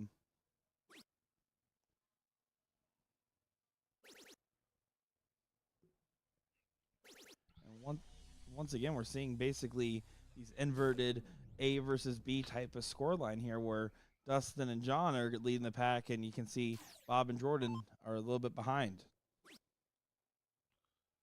After the 11 from Bob, Dustin is going to feel the pressure of having to finish in 12. He's only going to come away with 60.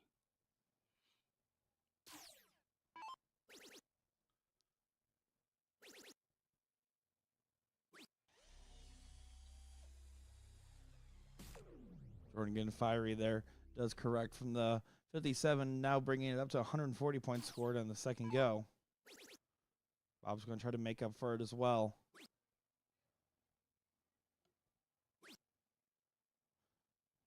Only finds one big triple. If John finds two again, I would say it's advantage Jordan and John. Yeah, I would have to agree with that.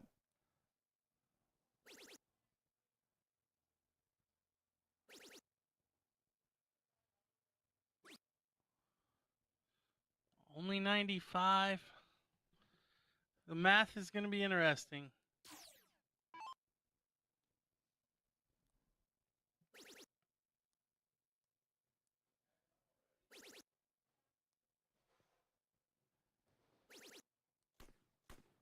Big shot there from Dustin. Setting up 121.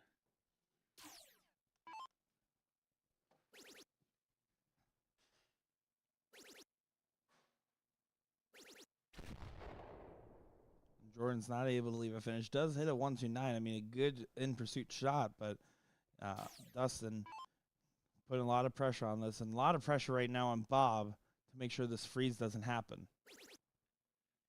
Yeah, you feel like he probably needs two triples here. How about three? Oh, he's Gets gonna fill 180. it up. Wow, what timing from McCoy.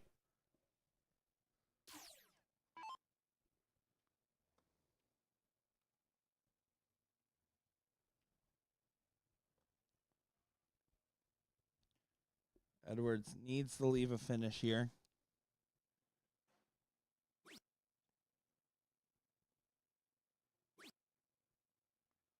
Needs to find the trip 19 to do so now to leave the 170. Oh, and it's not in by just the hair. Catching the wire there. That was a well-thrown last start. But that's a huge misstep. Dustin Holt 1-2-1 for the match and the title.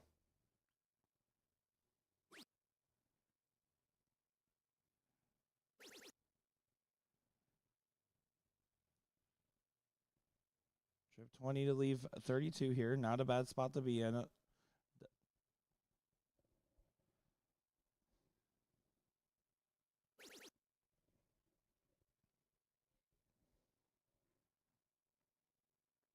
Dustin recovers well.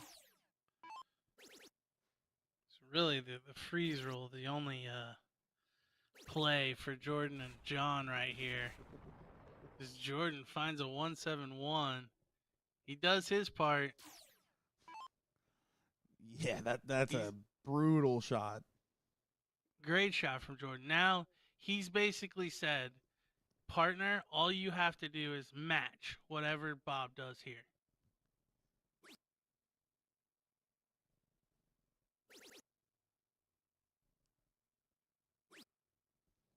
Bob's only going to put in 85. Yeah, 80 points here. 81 points is going to be what's needed. 81 or more will freeze. Sorry, I don't 85 think or your more. math's right. 85 or more. Excuse me. Long-time listener, first-time commentator, apparently. Yeah, it was set up for exactly a match, is what John had to do.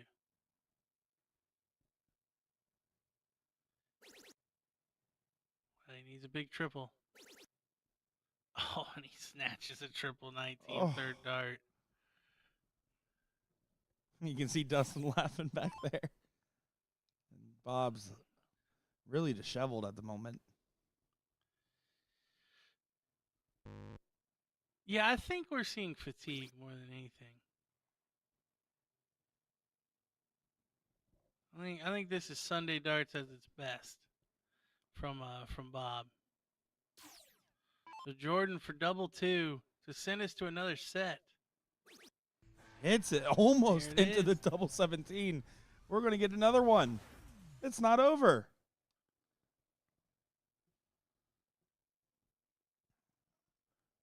Oh, and we didn't think the double dip was in play. And let me tell you, Jordan and John are continually getting better as this match has gone on. And Dustin and Bob have been very wavy. You're right, Sunday darts might be the factor. But whatever the factor may be, it's certainly getting intense. Did we lose Bob? I guess we did. Yeah, it looks like we did here. So, looks like maybe a in the match restroom break type situation here.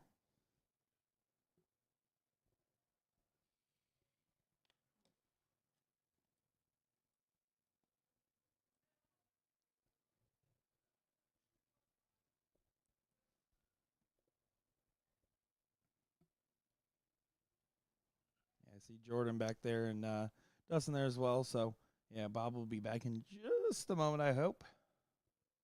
Sure, you guys all are on the edge of your seats. There are over 600 people tuning in across our platforms here.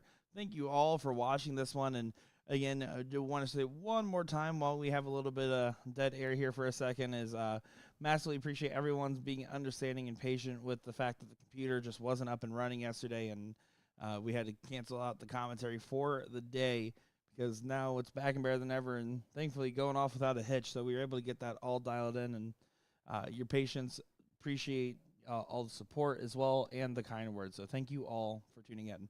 The second part of this final in just a moment here, and then after that, the non-pro final for Here for Beer versus Southpaw Shooters.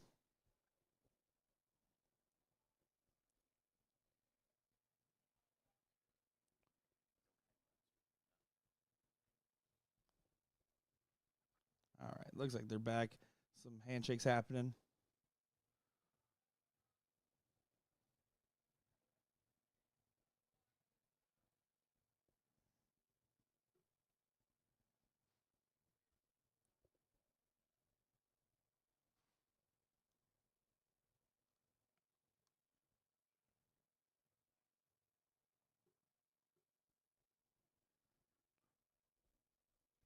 Here we go. Here we go.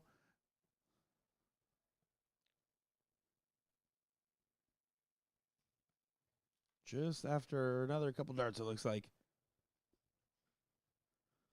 If I was John and Jordan, I would want to get this thing going ASAP, especially if Bob felt the need to walk off there real quick. Don't want to accidentally let him figure out what's going on.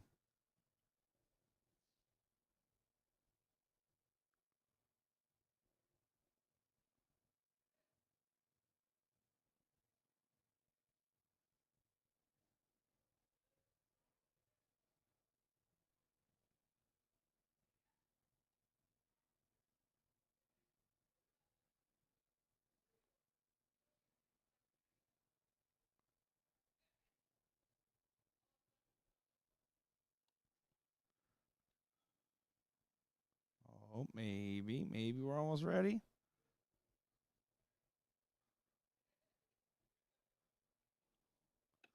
As Mike Scarborough in the chat says, all in for the laughing assassin if for no other reason than to make Maloney sweat. Yeah, cheers to him for that. Oh, boy.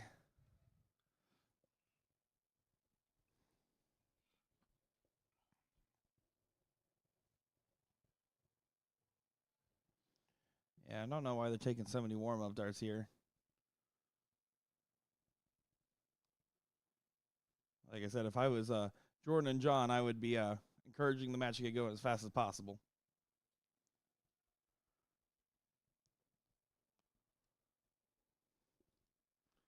Again, for no other reason than letting Dustin and Bob get those extra couple darts to figure out if they can dial them in. And for them, it might make the difference, just knowing that they're right on the cusp of what they had been shooting prior. And vice versa, John and Jordan don't need it because they were hitting just about right.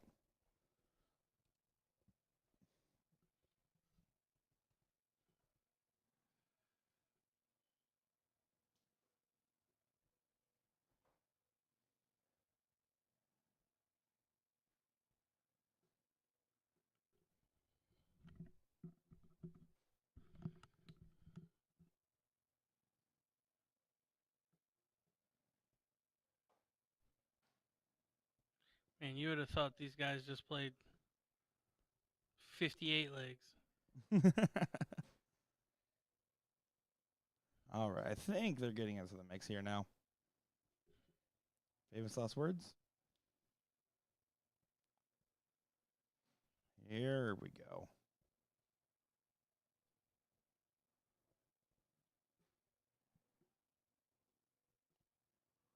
Oh, and that's not the ideal diddle there for John. So here we go into the fray once again into the finals. Part 2. Dustin Holt and Bob McCoy, Jordan Meyer, and John Edwards duking out on the dartboard here. Excited to see how this one ends up shaping. You can see fist bumps, handshakes, and some encouraging words between partners there. Everyone wants it. Everyone shows that they can have it. But who's going to claim that first place prize? Book their tickets.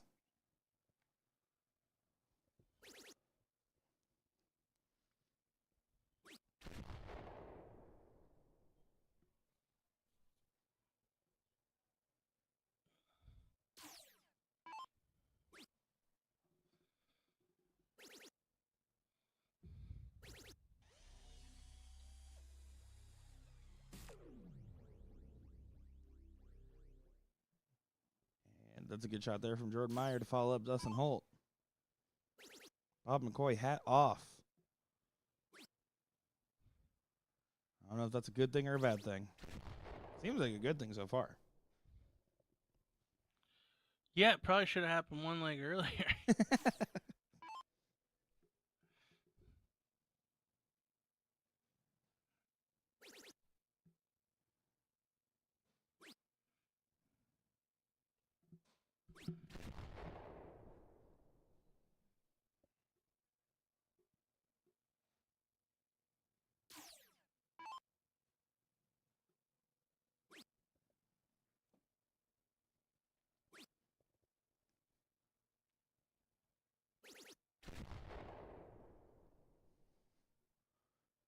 You know, I do find it kind of funny sometimes watching these different guys. Obviously, we expect them to play great, right? But if we're relating this in terms of cricket, I mean, basically, these guys are expecting a 5 mark every single round here. We expect to see, 95 or 100 points every go. And so it's sometimes kind of funny to watch, like, for instance, Dustin Holt go back-to-back tons and know that that's frustrating because he wants to give more than that and knows that he can. But it is kind of funny to see sometimes when you're like, yeah, sometimes for a reminder, guys, you're averaging almost into the 6s if this was a cricket game.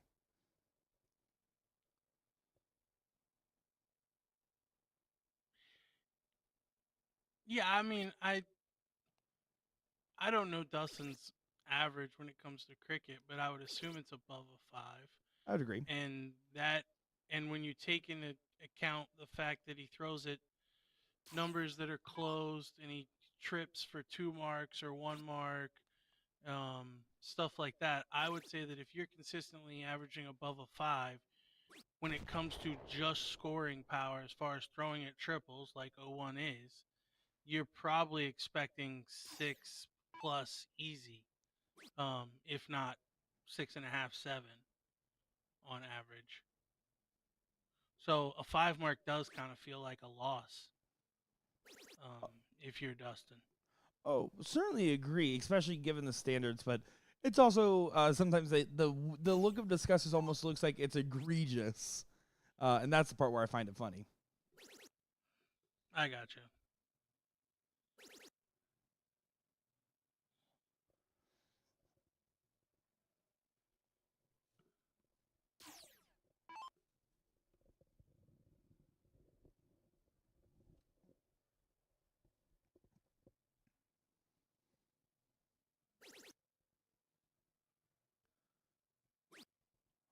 Edwards wanted all 3 of those to leave the 1-4-1.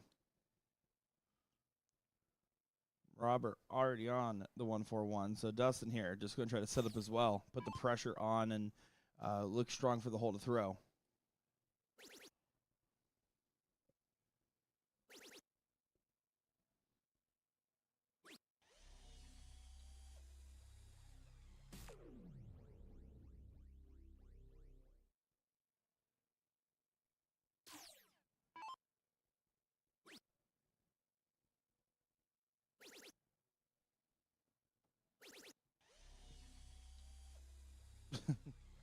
Jordan being extra emotive at the moment. And the other team having none of that the second time being here. This is a dialed-in competitive moment for all these players. They're all just trying to stay locked in.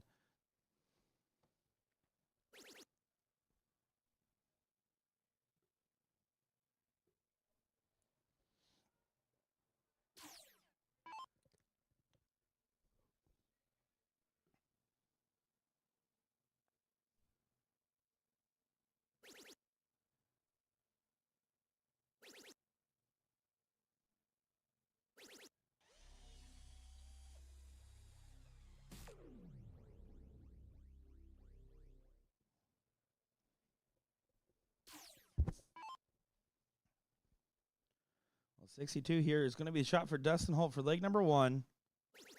Hits the trip 10 now over to the double 16.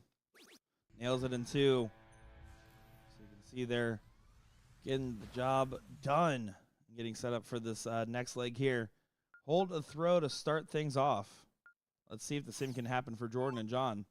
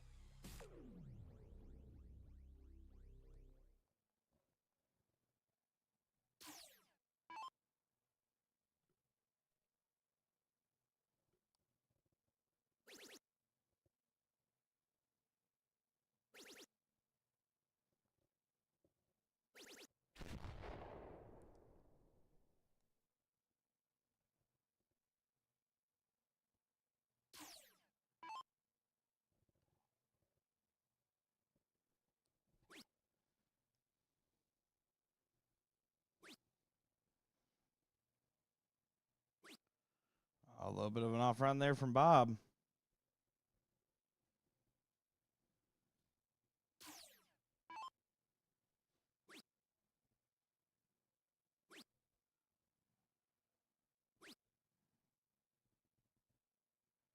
Oh, but Jordan not able to respond with a triple.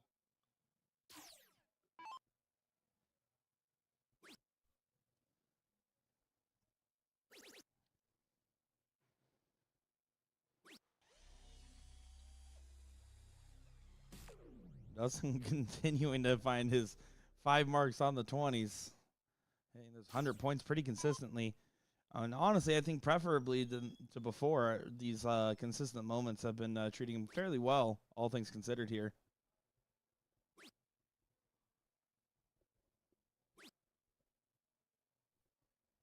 And that's going to be a missed up there for John Edwards.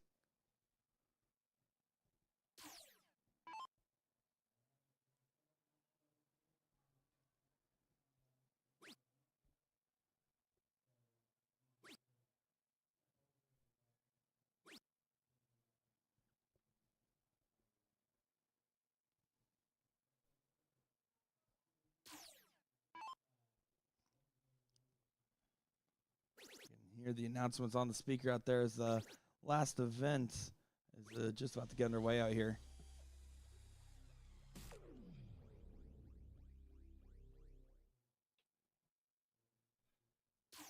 Looks like there's about 53 teams in that one. Fortunately, we will not be covering that one as we will have to be backing up our gear here and getting ready to make sure it is all good to go. But just to let you guys know, good luck to everybody in the room there for the mixed doubles event.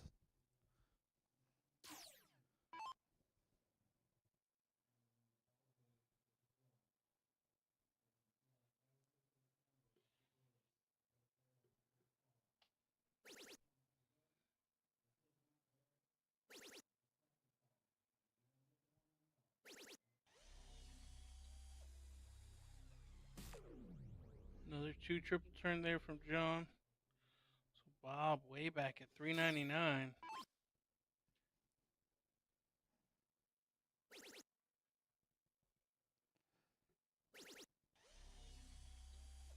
Absolutely needed that out of Bob there at the bare minimum, honestly, because Dustin's going to set himself up and hope for an opportunity. But Jordan Meyer will more than likely be the first one added out. Oh, maybe not. Will not be the first one added out yet. Dustin Holt now can, if he can set himself up, and Bob doesn't hit a stinker here, this could really change things up and give him a 2-0 advantage. Yeah, Dustin. First one to a finish. Oh, but should have been a lot better. Even a single 20 with that last start leaves 120. So much easier than a 135.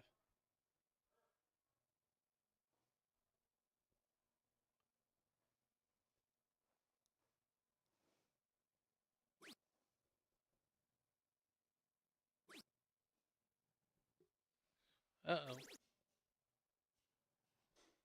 He does rescue it with a triple on the third.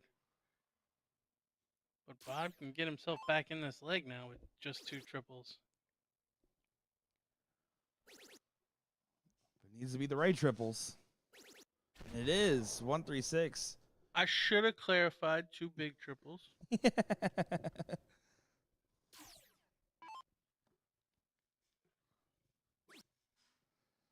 Oh, and Jordan right now, not thrown to the same level of which we just saw earlier, does collect on that last start, but no freeze in play. Dustin Holt will get a shot for the 135, and they can't freeze out John.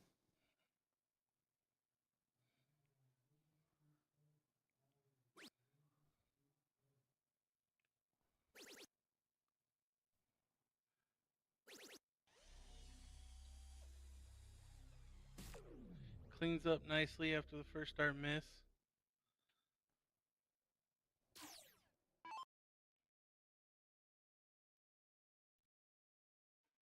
John may need to take out the 104.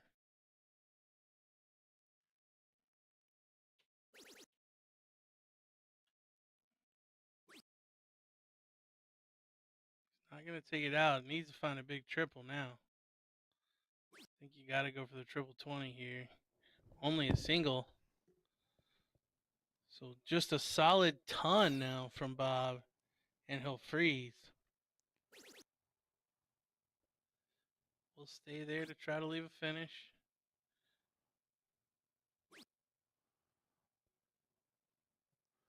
He goes at the 54 to leave 2. But does enough to freeze.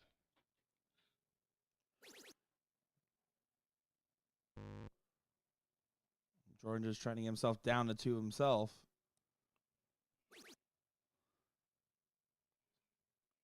So Holt will have to take the 6. If not, John will get a shot for 52. And Holt will really want this. 2-0 advantage is massive in this. Gets it done. A little bit of a scrappy one there for all those guys. That it could have been anybody's game. But in this case now, 2-0 advantage. Now that they don't have to break the throw here. They will have an opportunity with the throw. Although if they can get it done right now, I'm sure they'd be keen to do so.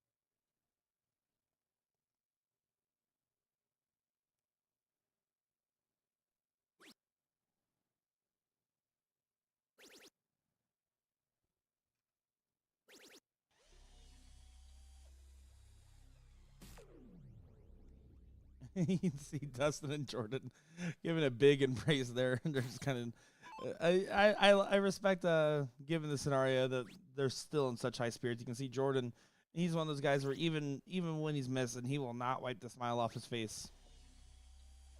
Bob, on the other hand, stoic as ever. Yeah, this is painful for Bob. Bob is not having fun.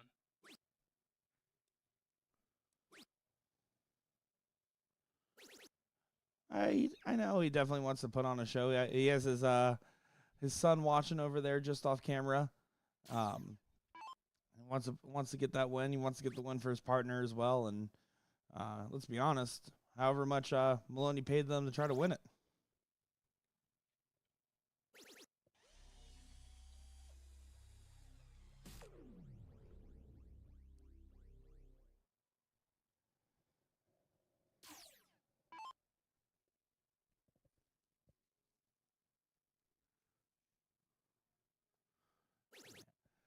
Yeah, Bob's only job right now, though, is kind of simplified. It's just make sure Dustin will get a shot in this leg, because that's kind of where it's kind of dialing up to. Dustin throwing real strong here, down at 221.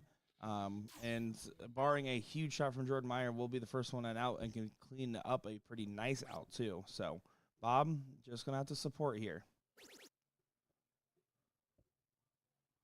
That will absolutely suffice.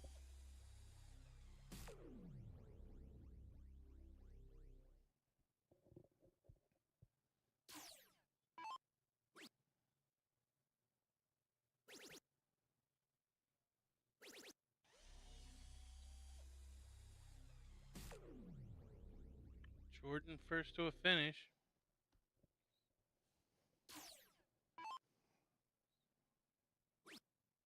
Yeah, Dustin's going to want to make sure to put himself on a cleaner one. 81 will absolutely do there. He's going to be all right with that, because it puts a lot of pressure that 164 will have to go. Granted, Jordan's been on fire with his 19s, and that's a 19 first out if he chooses to shoot it that way versus the 2018 route. Curious what John double-checked on there.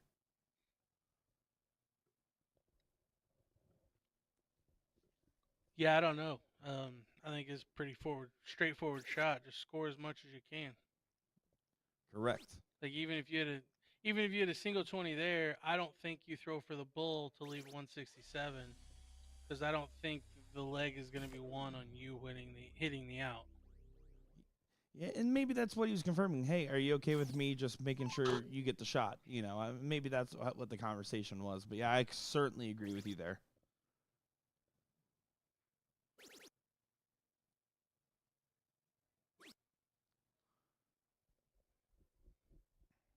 One 6-4 to save it. Continue on for Jordan and John. It's on. It's on. And a bull freezes. That's enough to freeze. That's a huge shot.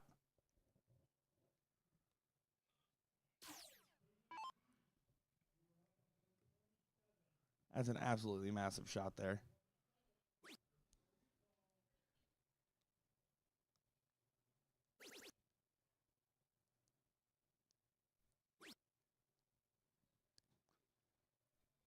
Only getting down to 32 there. Try to get down all the way to 2, but now 1-5-1. Again, just focusing on continuing the scoring pressure, making sure that Bob will have to hit basically perfection here. John's going to just get as low as he can humanly get.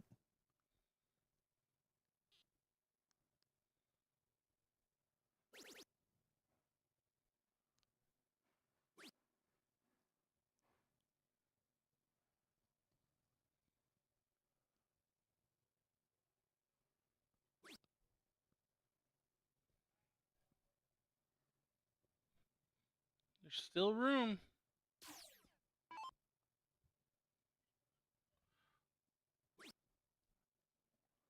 Not now. Yeah, that first dart was well off the margins.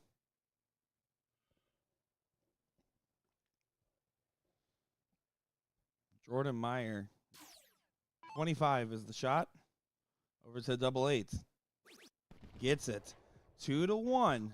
Now that felt almost like a break of throw with how the things are shaping up there with Dustin being close in pursuit. It's going to now go to the way where Dustin Holt and Robert McCoy will get the start.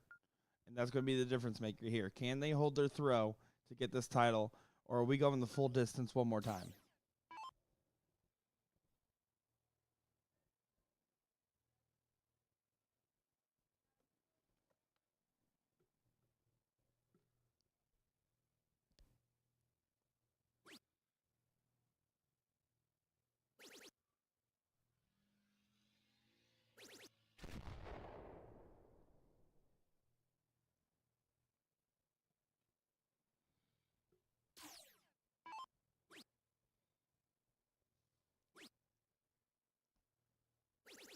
Big collect on the last start there from Jordan.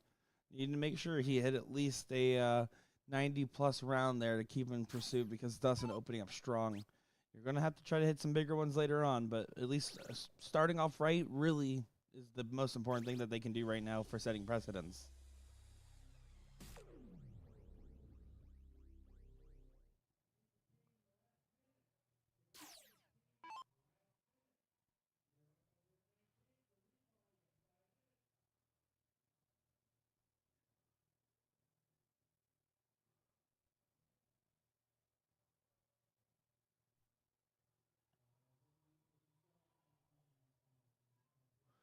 I think got thrown off there by the PA system. They were calling something there at the same time. Oh, it happened again. Every single time, 10 right before he seconds on the throws. shot clock. Every single time before he throws, they've said something on it. I think it's also a little telling, though, that that threw him off. I don't think that would normally throw off John. Yeah, that's a you problem. Like that should be like background noise. And again, to be fair, though, that speaker is literally right there. You can see it in the shot. So it is a little jarring. But, yeah, to force yourself to walk off 3 times because of it, it's the wrong time for that to be affecting you, you know? I will tell you that when players are playing well, they don't notice that stuff.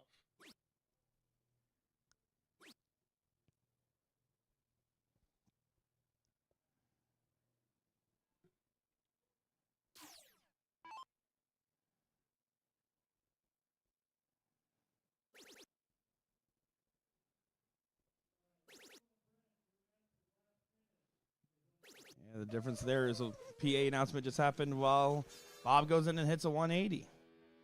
This is very much getting out of hand. John basically needs perfection and errors at this point. This is getting a little dicey in what was otherwise such a close battle and really back and forth a teeter-totter type of affair.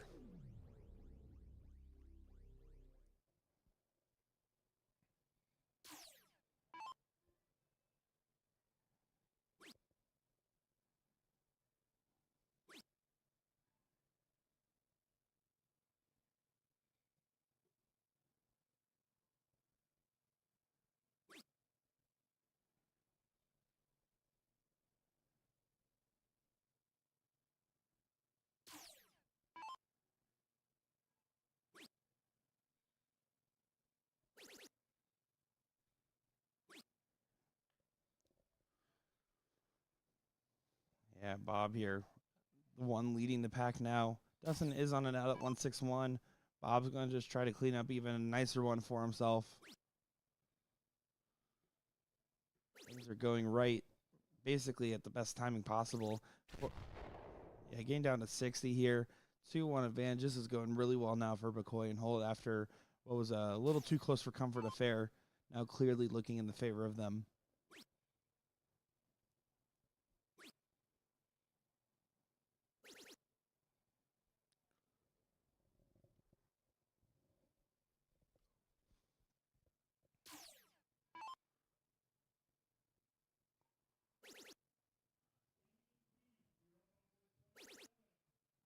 Bullseye. Oh, and it almost goes. Didn't even have to go for it. Chose to do so anyways. And I have no problem with that, especially in a freeze format, because getting the scoring there, nothing wrong with it. Good shot there.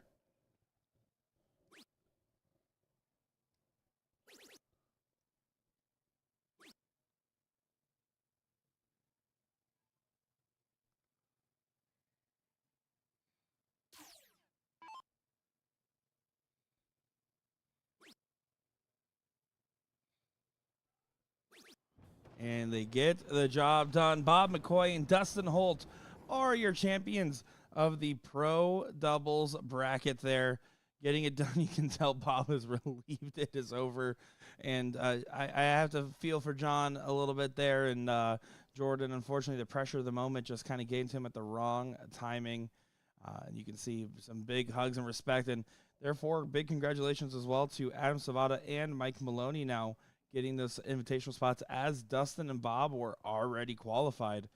Those are some big additions here. What do you say? Oh, absolutely. And candidly, I think those two would probably get qualified anyway if they were uh, like in Chicago or something. But yeah, I think those two being in are certainly good additions to the field. Well, guys, coming up next here for beer and Southpaw Shooters, the non-pro men's doubles finals. The last match of the day will be taking place on our live stream here in just a moment's time. We're going to get them over to the board and be back with the action in just a moment. I'm Nick Teixeira, joined by DJ Sayer.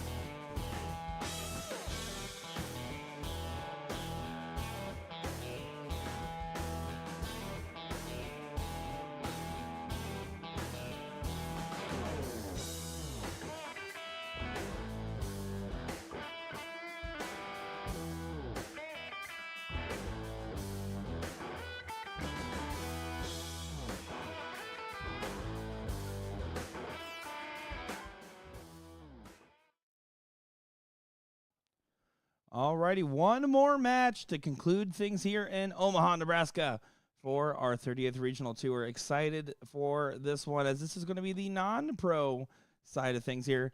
Team Here for Beer against Southpaw Shooters. Southpaw Shooters, Charles Curran and Kevin Youngs. And then Here for Beer, that's going to be Travis Stratton and Jim Brown. So I'm excited to see how this one plays out, as this should be a good one. Yeah, back to full bull, open in, open out. So these should be quick legs. Yeah, it should be absolutely quick one. CC there was actually your winner of the non-pro singles from Friday night, where he's playing against Bobby, and they were both the winning legs. The worst winning leg, I believe I looked back at, it was a 4.86, majority of them being in the 5+ range, and was certainly an impressive performance there for Charles, and it was impressive, and I'm curious if he's going to be able to channel that energy again today in this one.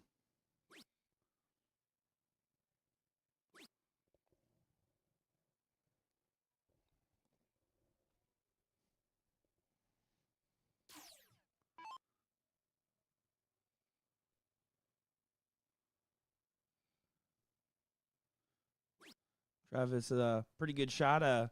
Played him yesterday in the mixed triples, where he proceeded to throw a 50-point per dart against me. So appreciated that from him.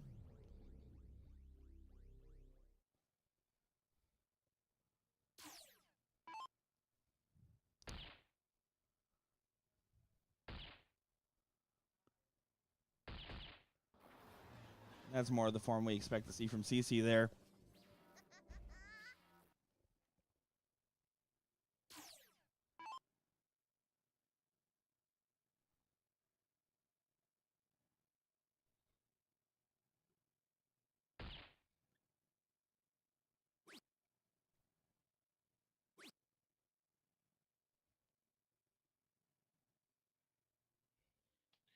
Jim only finding one, leaving the door open.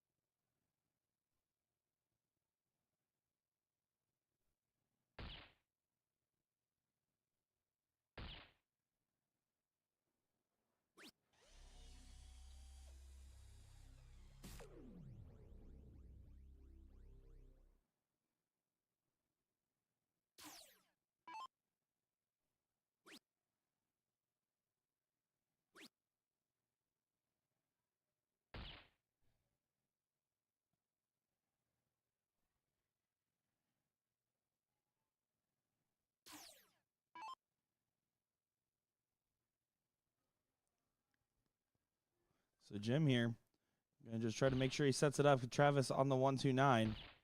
He is going to be set up here.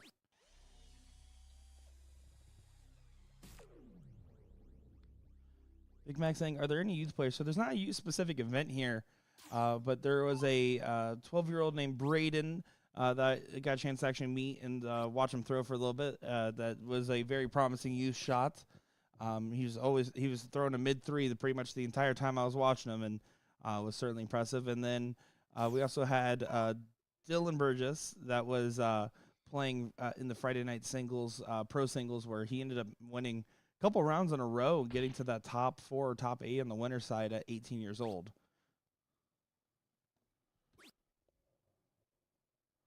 I'm sure there's probably a few more in the room I didn't get a chance to meet or talk to, but those are the two I can recall off the top of my head.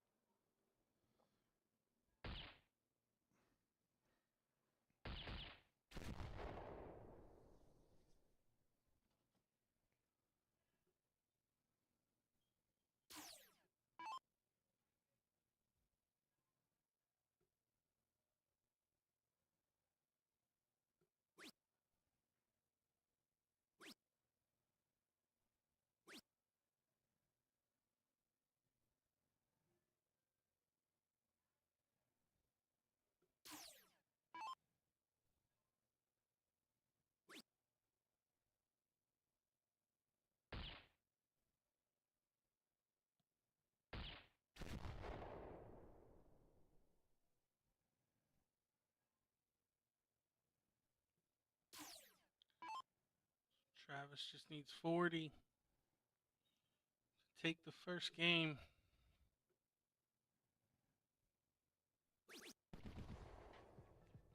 There it is. So Here for Beer, one game away from winning the title.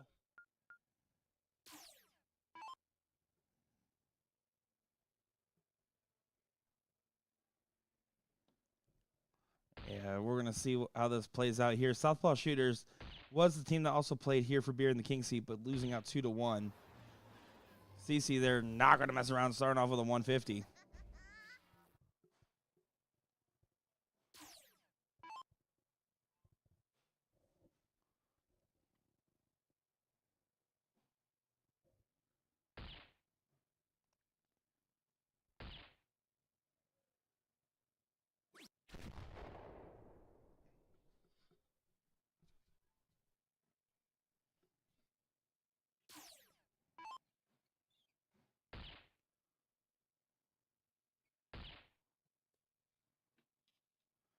Oh, Southpaw turning it up here a little bit.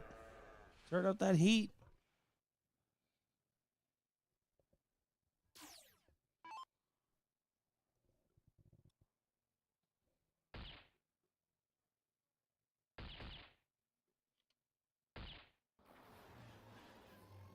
And everybody off to the races in this one. Yeah, 11 out of 12 hit in the bull after everybody's thrown once.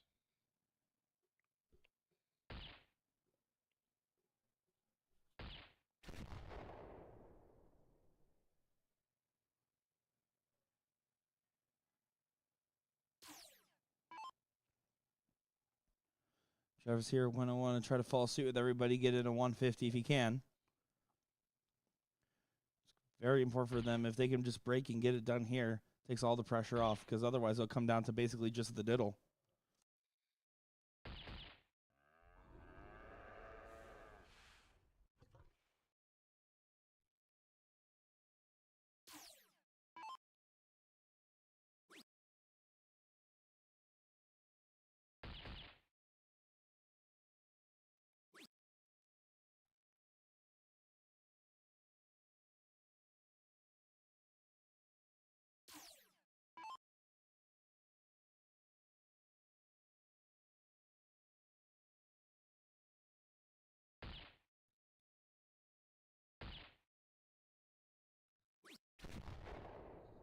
Ooh, Jim trying to stay perfect.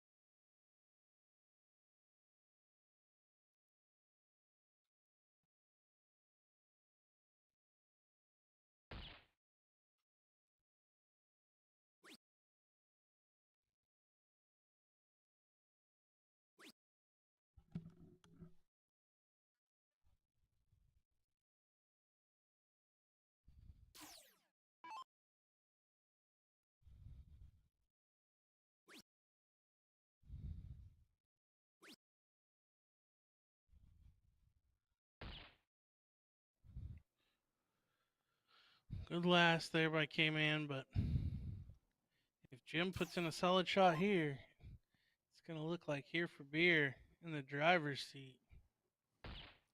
They certainly would like to be in it, and they are going to be in it. Finding a great shot there for Jim Brown.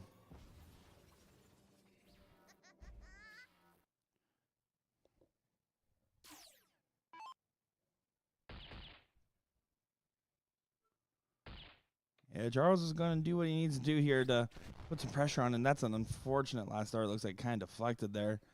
But at the 105 finish, puts pressure on Travis, but still going to be that bull first shot. It's the first bull. I think he has free reign to take a dart for it. Otherwise, he can just tee up.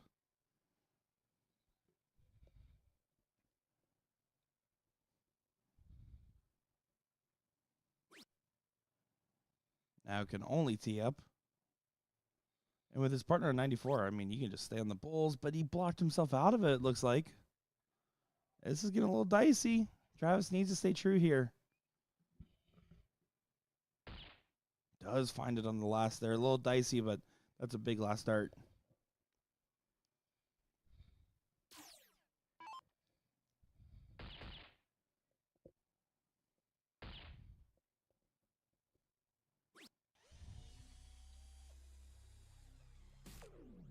You don't expect CC to miss 105, so you feel this 94 has to go away.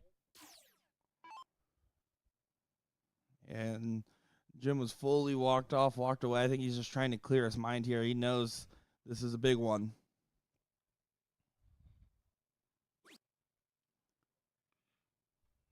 Bull for double 13. Well, shouldn't go bull. A bull would not have froze, but a triple would have. Yeah, that's going to be a misplay there for Jim Brown. CC 105 to save it.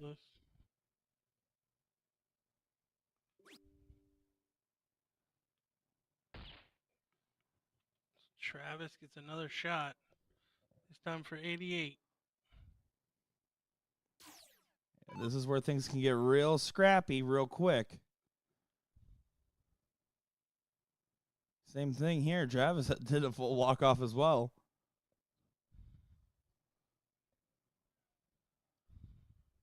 For the match.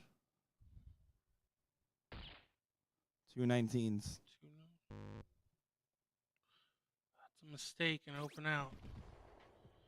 He gets it done, but you gotta make sure that dart registers. Yeah. So your winners here for beer, Travis and Jim do get it done. CC and K-Man, your runners up. Yeah, and you can see some hugs and respect there for those guys. And you're absolutely right. That was a wipe off the brow there as he was probably breaking a sweat. That was a tough moment, but he gets the job done there.